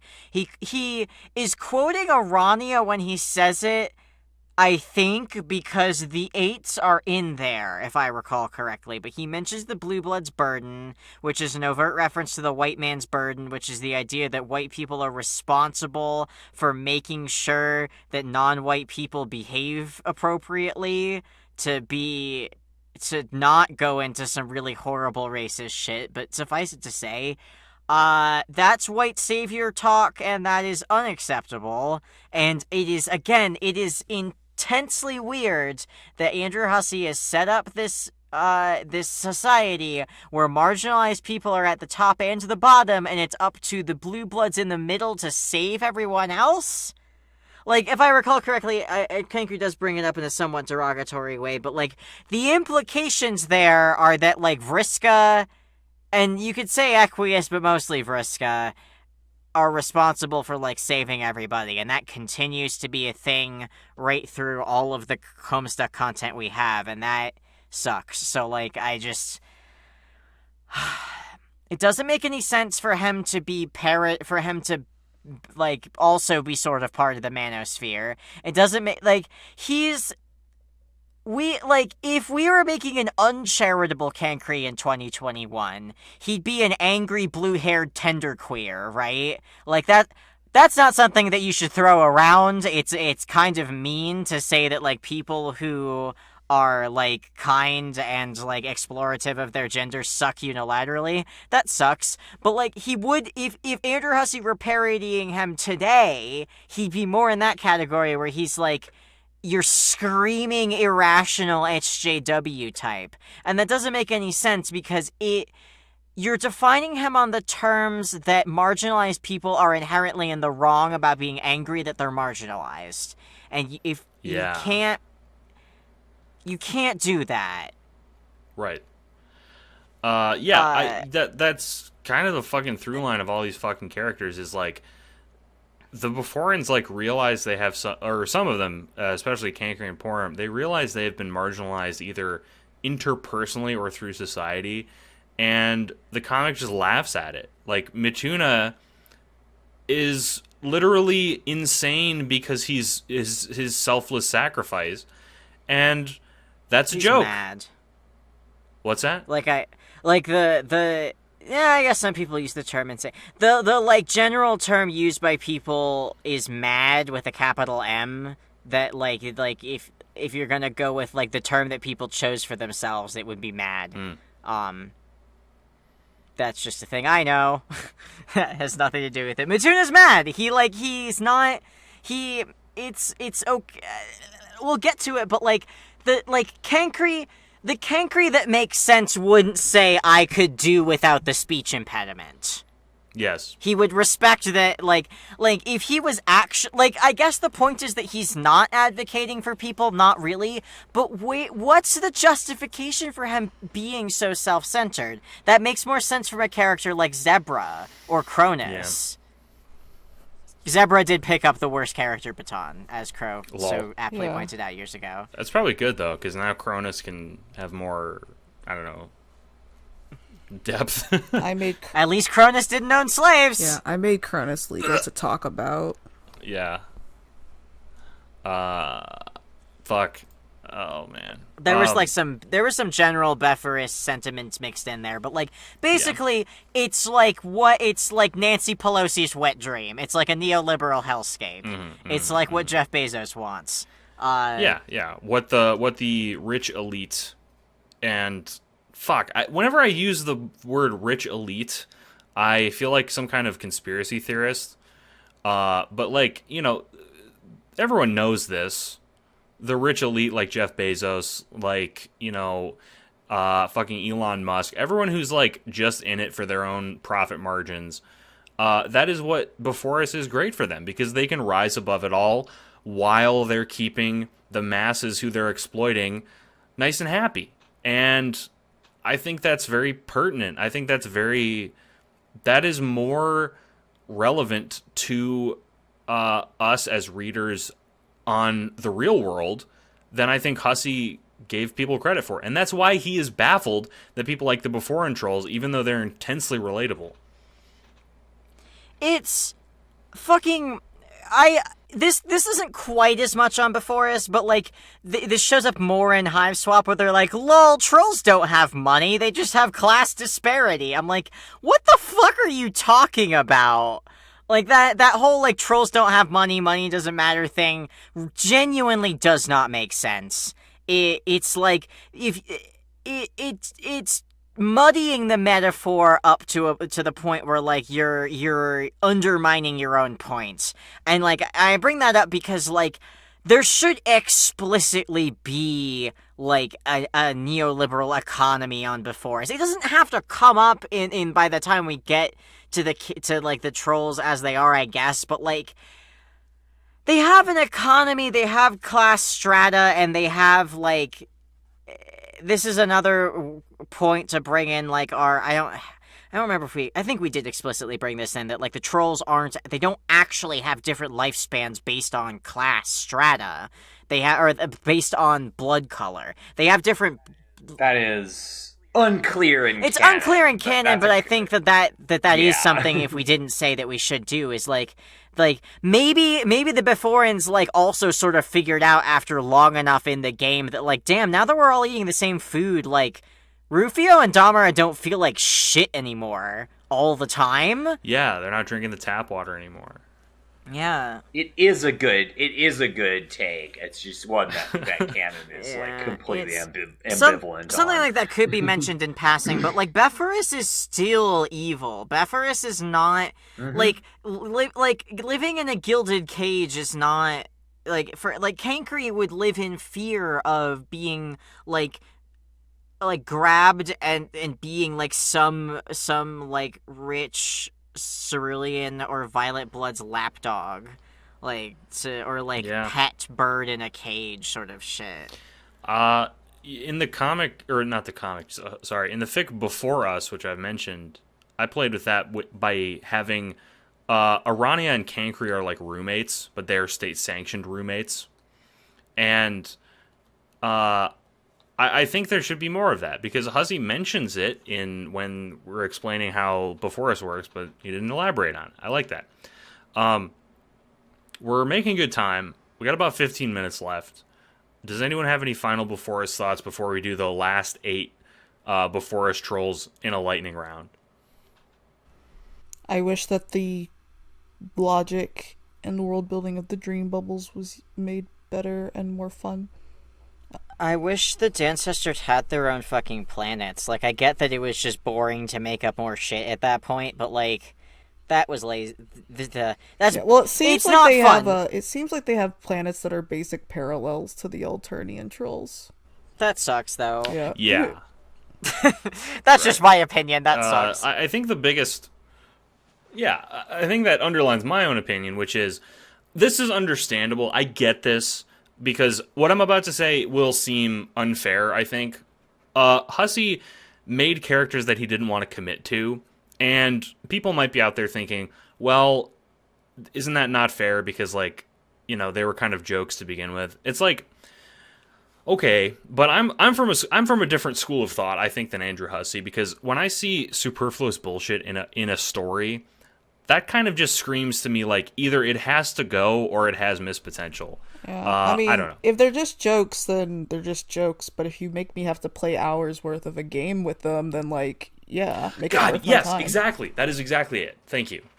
You phrased it better than I did. But so the last 8 trolls, which was the back hour of our discussion, are going to be discussed in prepared statements that we've all made. I'm improving everything. And Crow, yes, Crow, since she's our guest, we are going to save for last. And you can have the most sort of structured ideas on these characters. But so for the last 8, we'll go from right to left. So start with Bucky, me, and then Janaya, and then Crow can put their 2 cents in on these characters. We'll start with Damara. So, what is your prepared statement on Damara, Bucky? It was funnier when I was the last one. Keep the pussy. Wait. Okay. I have a better idea. Since we wrote them in this order, let's do it me, Janaya, then Bucky. All right. Okay. So my Damara thoughts. Very cool. Wish there was more of her. Not a fan of the racism. Janaya. She deserves more agency, although it requires a more Dancestor-focused work to fully explore. Lose the racist shit, including her quirk of the bad Google Translate Japanese. She and Porum should hook up. I will not take questions at this time. Lol. Bucky. Keep the pussy eating emote. Yes, I saw that in chat. I was like, oh god, Bucky has to go last. That's it. There's a larger discussion to be had about the overt sexualization of Damara as an Asian woman, and I don't want to necessarily make light of that. I just think that she should get to do that uncensored. Yes. Why did they fucking censor that, but not? Wait, no, I think they did censor the joke. Though. Never mind. Well, the joke was that the mosaic censoring dropped down from the ceiling, and you had to look at the horse cock. I do think that that's funny, but if I were to include that in something, I would put somewhere a warning that you're going to see a blue horse cock. Warning! You will see blue horse cock. If you warning, proceeding past this point puts your retinas at risk of seeing blue horse cock. We've joked around a lot, but this is a real horse cock. Also, I should say, on this Dancestor stuff, I will say one of the biggest inspirations for me to rewrite Homestuck was to do Before Us. So if you want to consider that the prequel to the Homestuck rewrite, please read that by all means. It will be, like Janai said, it will be that precursor work that focuses on the Dancestors, so it can act as a prequel. But Crow, what are your ideas on Damara? I think that it would have been better if she were okay, how do I say this in the shortest way possible?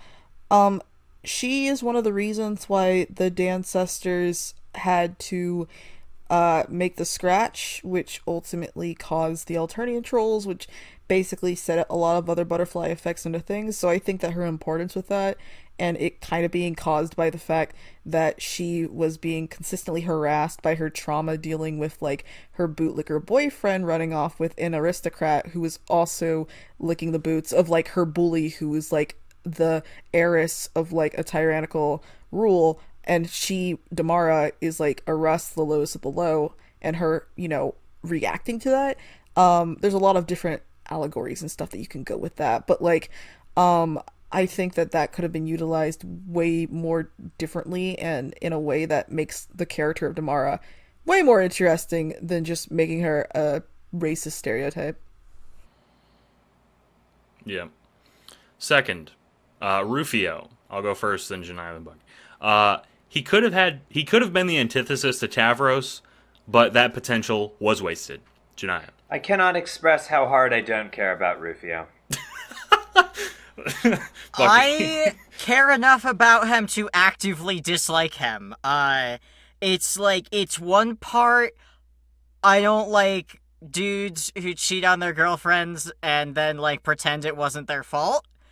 And then I don't like metatextually that Andrew Hussey was I will take the real life typing mannerisms of real person Dante Bosco and make Dante Bosco a douchebag in my comic. And then I will have, and then he will read it. Not that Andrew Hussey planned the last bit, but he definitely did read it. So that, I don't like him because he sucks as a person, and then I don't like him because he sucks as a concept. And then Dante Bosco voiced him in the Voxes rewrite. Poor Dante Bosco. God, what a weird world. I What a can weird I timeline. understand people who see the good in Rufio. I am just not one of those people. I'm kind of sorry. Yeah. Dante Bosco probably saw it and was like, "Oh, someone put me in their comic. That's so sweet." And then like, just either has no context or like, I don't know. I'm sorry, Dante Bosco. With apologies to Dante Bosco. You beautiful, beautiful man. Hey, that's what Hussey said in Open Bout. Well, Crow, what are your Rufio thoughts? Unscripted. I think it would have been interesting if there was like I would have liked a little thing if like maybe Tavros potentially being able to stand up on his own and being able to round up the ghost and actually be a leader. Maybe I personally, there's no backing to this being too relevant, I guess, but it would have been interesting if Rufio, and essentially the fact that he's a coward and not at all how Tavros imagined him, would have been a nice way for Tavros to be like, yeah, I need to like figure out my own shit and not rely on like this fictive hero that proves to probably be more of a bitch than me. Also,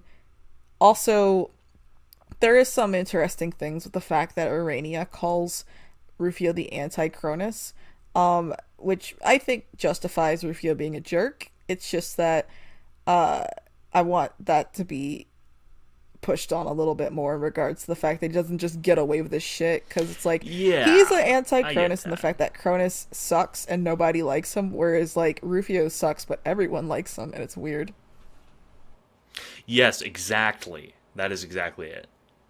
Yeah. Rufio is what Cronus wants to be. And that sucks. That person.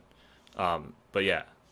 No, Sorry, you're go good. Rufio's that guy that doesn't tell you that the condom broke until after. I'm done.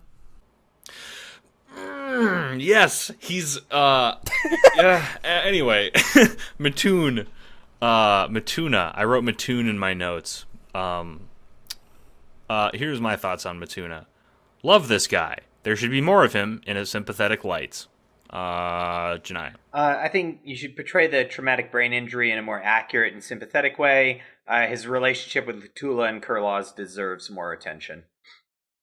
Yeah, I agree. Bucky. Befriendus did Mituna really good, and I think you should play Befriendus. Yes, Befriendus is the other. There's Befriendus and Before Us, which are the two, I think, core works that are in this rewrite episode specifically. Please play Befriendus. I think some of you guys worked on that, right? Crow wrote Porum's route. Yes. And then, I personally, I'm biased because I'm friends with Robin, but, like, I know Robin has a good head on her shoulders regarding, like, caring about characters, and Robin and Alienoid as, like, the directors of that game, I think, like, really...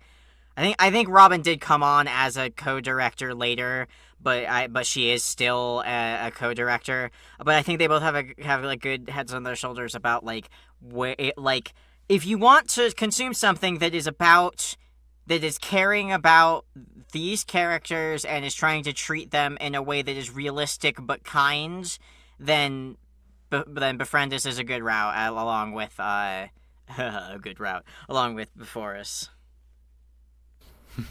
Several good routes. We'll have links to both of those. Yes. We'll have links to those in the description when this comes out on YouTube, which will probably, well, I was going to say it's probably going to be in 2 weeks, but and no my one's fucking Cronus listening. video? Anyway, Can my Cronus video also be in there? Pretty please? Yeah, good idea. Of course. Thank you. All the links. Thank you, Pop Mom McLovin. Yeah, let's go with that. Yeah, there you go. Pop them on McLovin. Who are we on? It's For me. Matuna? It's my turn. I didn't really have much to say that wasn't already said. His story and his lore is very interesting. Very sad that he got bogged down to being the autistic 4chan gamer. That's all I gotta say. Yeah. All right. That's succinct. Cankry, this is the one. Here's my take. And before I speak, let's just say to all the Cankry likers out there, of which there are many, including Mio and other people we may have mentioned, we're talking about in canon, not like the very, very exceptional headcanons people have come up with over the years. That said, Cankry, Not much salvageable. He's Hussy's mouthpiece for old internet reactionism, and that sucks. Janaya. I think he should lean into the signless parallels and struggles with understanding his place in things in the foreign society. I think he should have a little brother type relationship with Porum. Possibly use him to explore the idea that a kinder empire is still a fucking empire. I think as he stands in the comic, my read of him as like a Southern elitist is pretty good. I already said my piece about what I think he should be. So, mostly I just would like to inject, you've heard of Southern Accent Dave, now get ready for Southern Accent Cankry. Oh, man. Hank Hill Dave was fun to voice. For those of you who have watched Letterkenny, when I voice Cankry, I specifically draw my Cankry voice from the Preacher in Letterkenny. It's humid. It's the humidity. Y'all might want to think about doing the same thing. Just pop your pants right off. That way no one gets sticky. No, it's not. Because that's about what I'm aiming for. So you can enjoy that. Letterkenny really is good. Crow, what are your Cankry emotions? I think that if you want to have some kind of commentary about entitled people on the internet, entitled leftists who talk about social justice, that should not be your only social justice rep. Yep. There's too much we've already said about Cankry for me to not regurgitate it. Yeah, we don't need to fuck. I've had enough of this guy, like that meme. Sorry. Now comes the part of the show where JoJo describes a meme and it loses all of its fucking potency. Anyway, Mulin. I wrote, more charitable depictions of the disabled, please. Her aesthetic is great.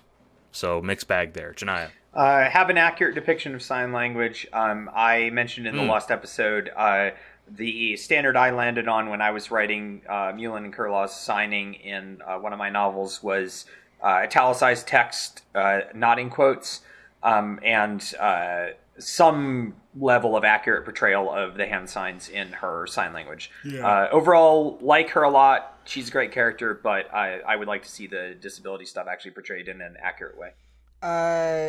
Hard agree the aesthetic is good. Oh my god, she's so Cat cute. girls are in. Cat girls are in.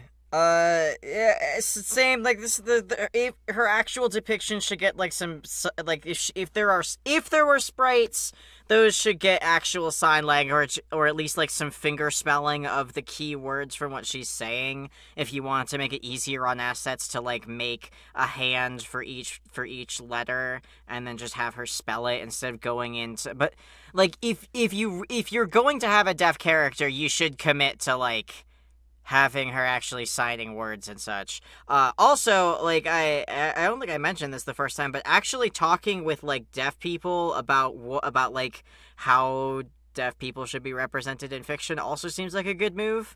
For that,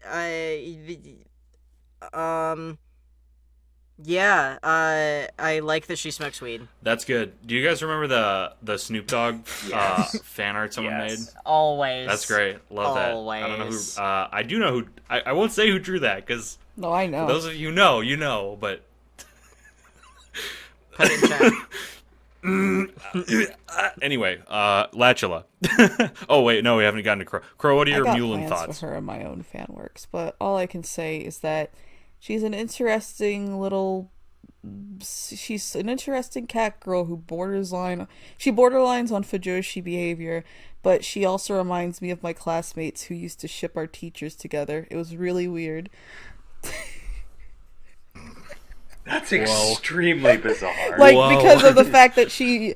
Yikes. It's because it's not a... That's like, oh, yeah, it's not just the friend fact that fiction she was bad. ships, like, Homestuck characters together. It's the fact that she ships characters that they are specifically friends. living people to her. So, yeah, that's why I bring that up. She's a little weirdo.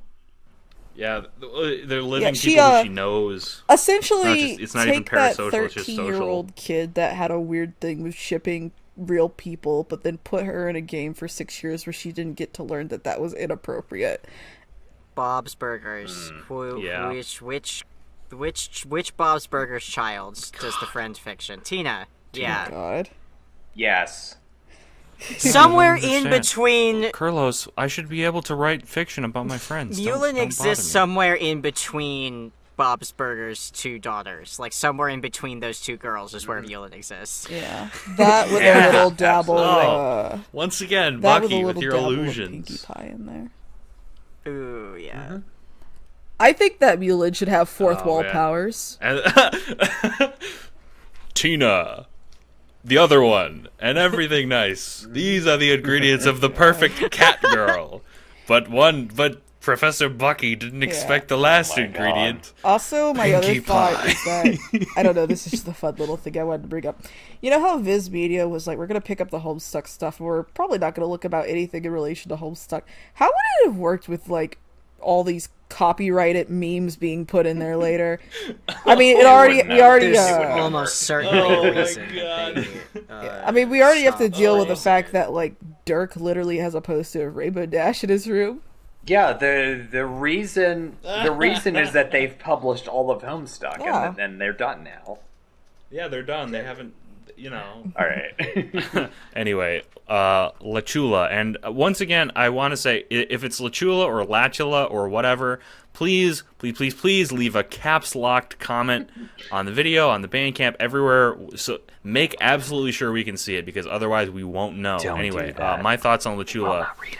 Again, she's the antithesis of Terezi, much like Rufio could have been the antithesis of Tavros, but it was not elaborated on. Janaya. I think you'd use her to explore what Before and Culling represents, and her shared anxiety with Matuna over being the kinds of people who would have been called. I know that Matuna's thing happened in the game, but they still have that connection. Anti-establishment foil to Terezi's whole vibe. Her performative "don't call me, I'm not disabled, I swear" thing, I think deserves a little bit of exploration. She can't smell, and smell is the sense that's most closely tied to memory. So why does that have nothing to do with, like, her class and aspect at all? Like, that seems like a gigantic missed opportunity. Terezi was a blind seer, so, like, I get that Latula's supposed to be another big fucking joke, but, like, that would have actual consequences on her memory. Not in the least to say that, like, a character who can't smell after, like, something that happened in her life is a little bit more topical today for reasons that Andrew Hussey could not have foreseen.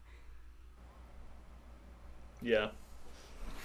Crow, what are your Latula thoughts? I think that she gives awesome high fives. She's interesting. Yeah, she's pretty rad. She is rad. She's a like game a girl. She's got the weird scores. opposite of Porum, where like they both have this like girl power thing, but Latula like kicks it into overdrive, where she's like, "Oh yeah, I'm a gamer girl. We're good at video games. I can snort talkies. I can do anything that boys can do." And it's like that's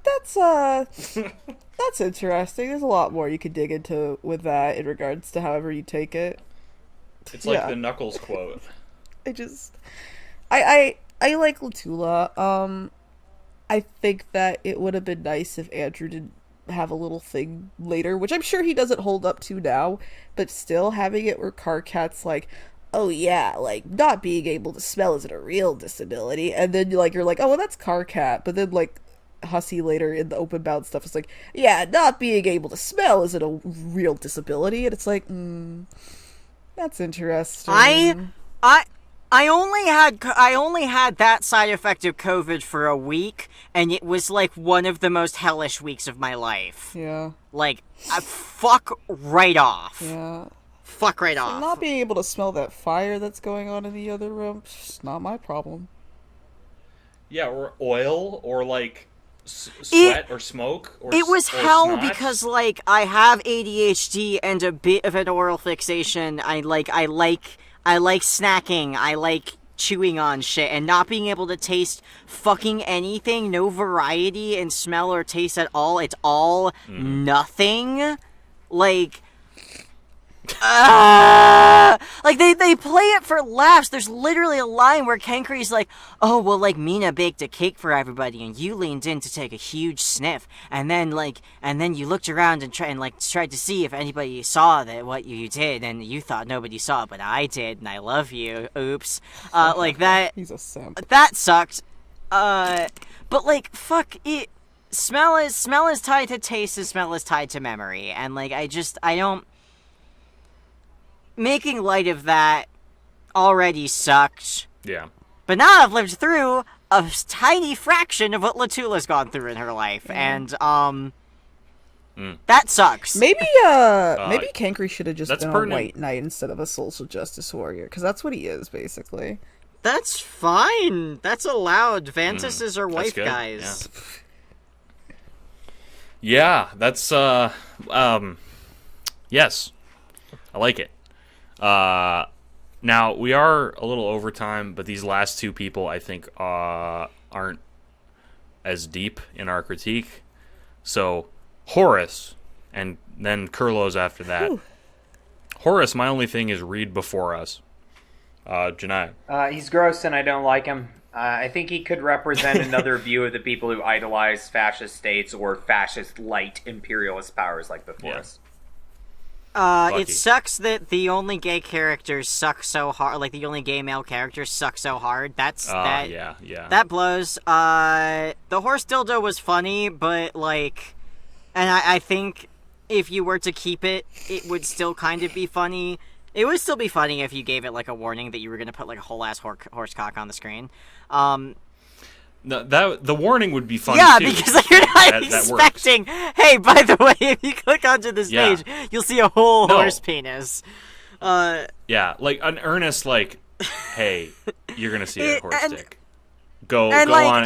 If you're going to do that, there should at least be some sort of way to still get the experience of the rest of the walk around without seeing the horse penis if you don't want to. Just like... Lol. I would opt in because I'd be like, what the fuck? But, like, that... I would opt in. Just to see what the fuck is going on. But, you should have the option to not. The sweat-based steam power, also pretty funny. That was pretty good. You can make him be, like, this laughable character that's, like, a shitty fascist chud without, like... making him be explicitly gay and also racist and also a cheater and also horrible at communication on purpose. Well, don't forget, he's a jack of all trades, according to Aradia. I don't know what that means. I don't want to know. I'd like to jack his trade. Anyway, Crow, as what are the your void thoughts? player that he is, I pretend I do not see. Yeah, that seems like the best Yeah, option. also, there's so much fan There we go. posts centered around him being a horse Kenny that I forgot about the racism for years. Oh, he's just a cursed man. I love him. He's like the equivalent of people who focus on Finally. like those white boy Minecraft YouTubers, and it's just like he's like Colonel Sanders. He like wonders what your fucking it's like he has a specific cute little lineage avatar, and everyone's like, ah ha ha ha, he might be a little racist, but look how cute he is, Minecraft boy. Anyways, yeah. Look how cute his VTuber avatar is. Anyway, Stop! Kurlos. I was just gonna make a joke that was like, stop building, like, sweat-powered doomsday machines. I'm literally neurodivergent and a minor. Oh my god. That won't age badly. That will not age badly. People will know what that is referring to forever. Yep. Yes. Finally, Kurlos. I say the aesthetic is on point. He should have played off Gamzee more. Janai. Be mindful of the aesthetics curved from black religions, specifically voodoo. Yeah. Accurate depiction of sign language, just like Mulan. I already talked about that. I think that it's interesting that he's the character who sort of embraces his role in the narrative as opposed to how Gamzee, keeps trying to oppose it. And I think that could be an interesting dynamic to work with a little bit. Yeah, that's what I got. I think, building off of Janaya, the point we came to last time was that, like, Gamzee gets caught up in changing the narrative and influencing it against their will, and Kurlos very much wants to but can't. I think having that, like, Kurlos breaks his own ability to reach through the fourth wall as a Prince of Rage. I think that's interesting. Right. Agree, we can stay away from the Baron Samedi stuff. I think we might have said Mime Kurlos. I think, I don't remember, but that could be cool. We did. Okay, cool. Nice. Again, the issue continues to be the framing. If he's less of a caricature and more of, like, this character that's, like, trying to guide Gamzee and is like, look, Lord English is super cool, this is, like, our whole purpose, and then Gamzee's like, I really don't want to do this, like, you get that this sucks, right? And Kurlos is like, dude, I drank the Kool-Aid, like, 4 millennia ago, you're not gonna change my mind on this one. He can just be a bad dude. That's allowed. We already did that with Arania. You just don't make him just racist as shit, dude. That's, like, imagine. Yeah. Crow, what are your Kurlos Kurlos works thoughts? as a good side villain because not every Homestuck villain needs to be like the biggest antagonist. Sometimes having side villains to accompany the main antagonist are important and good. I think that anybody who said that, for example, Gamzee didn't have racist traits to him, and doesn't understand that multitasking is a thing, and he can be like a white juggalo based guy, and also being like something that like has a bunch of racist tropes. Because one of the facts is like, if he wasn't, then why is Kurlos a witch doctor? Like, you could have literally made him, like a mime, yes, and that still works, but we specifically chose that aesthetic. And it's like, and with the whole voodoo thing too, it's like, we could have, like, not done that. Every time we talk about the DANCESTORS, we talk about the fact that Damara is a racist stereotype, which she is, but it never really hit me until, like, a year ago that, like, Kurlos is the other one, and everybody decides to, like, skip around it, which only proves my point that it's a little bit too white in this fandom sometimes, which is why we gotta talk about this stuff sometimes, too. No matter how many people get pissed when I potentially say that it's important to talk about racism. I wonder what motivation people would have to get mad about us discussing racism in Homestuck. I don't know. Yeah. I know you said that first, but, like, man, I wonder what motivation people have. Yeah, you never know. What is the point about getting mad about discussing racism in Homestuck? It can't possibly be any part of, like, a long con to cover it up. I don't know. Like, I'm pretty comfortable continuing to feel comfortable about things that I don't have any, like, relatability to, Bucky. I don't know what the fuck you on. I, as a white person, simply think that we should ignore racism. Yeah, I think that Hussey knew what he was doing, like, years ago when he purposefully did it, obviously. With that, let me tell you a little tale about Thank done with fuck, the I'm fucking... sleepy. Yeah, no, we're not doing another 3 hour It one. only took... I'm leaving. It only took 2 hours and 10 minutes instead of 3 hours. Performing for 2 hours and hanging out and chatting for 2 hours are not the same thing, and I am not doing what we did last time. No. So I'm gonna call it here. Yeah. Crow, I would just like to say thank you for coming out. I'm gonna have a little intro with your accomplishments and feats, and your social medias. So that was all at the beginning. So now I would just like to say thank you for coming on. Thanks for talking about the Before Us trolls with us. I know this is one of the things that's overlooked in Homestuck, and it's probably not going to feature very heavily in the rewrite as we write it, but it's nice to talk about it with someone who, you know, much like us, cares about something in Homestuck that is very niche, and I like Homestuck for that. That is one of the things we should celebrate about Homestuck. It's too bad it sucks. In the actual words on the page. But anyway, that's my final thoughts. The outro for this I feel should be quite brief, but everyone else say something nice. I don't know. Fuck it. Fuck yeah, bro. Thanks for coming on. Your Dancestor thoughts are good, and it's always nice to talk to you about them. Thank you for having me on. You all are very attractive. Thank you. If you thank you so much. If you lose your audio again, though, I will come to your house. I give you a wink. All right, I'm gonna stop recording. Thanks, everybody. Love you all. Save Bucky, what is your last? What's your last thought, Bucky? Crow's feats include running Sakhan, which grants them a. I think you can take a bonus. You can take a full extra action on your turn, but you have to take a level of exhaustion. That's what that feat does. Yeah. You can summon a level 7 monster without tripping. It's one of Crow's many personas. I'm glad I'm able to. I'm glad I'm able Exactly. to contribute this feat content. 5 and below you get the Fuck off. Shiba. Alright, that's 10 to 15 you get the skunk. 15 and above you get the kaiju. I'm gonna stop recording now. This sucks. Yeah, 5 and below you get a fox. 5 to 15 you get, or 6 to 15 you get just plain Janaya but with a gun, and then 16 and above you get Rainbow Drink for Janaya.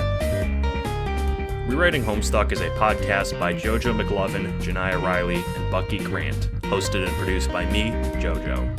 Please follow the links in the description to each collaborator's Twitter and subscribe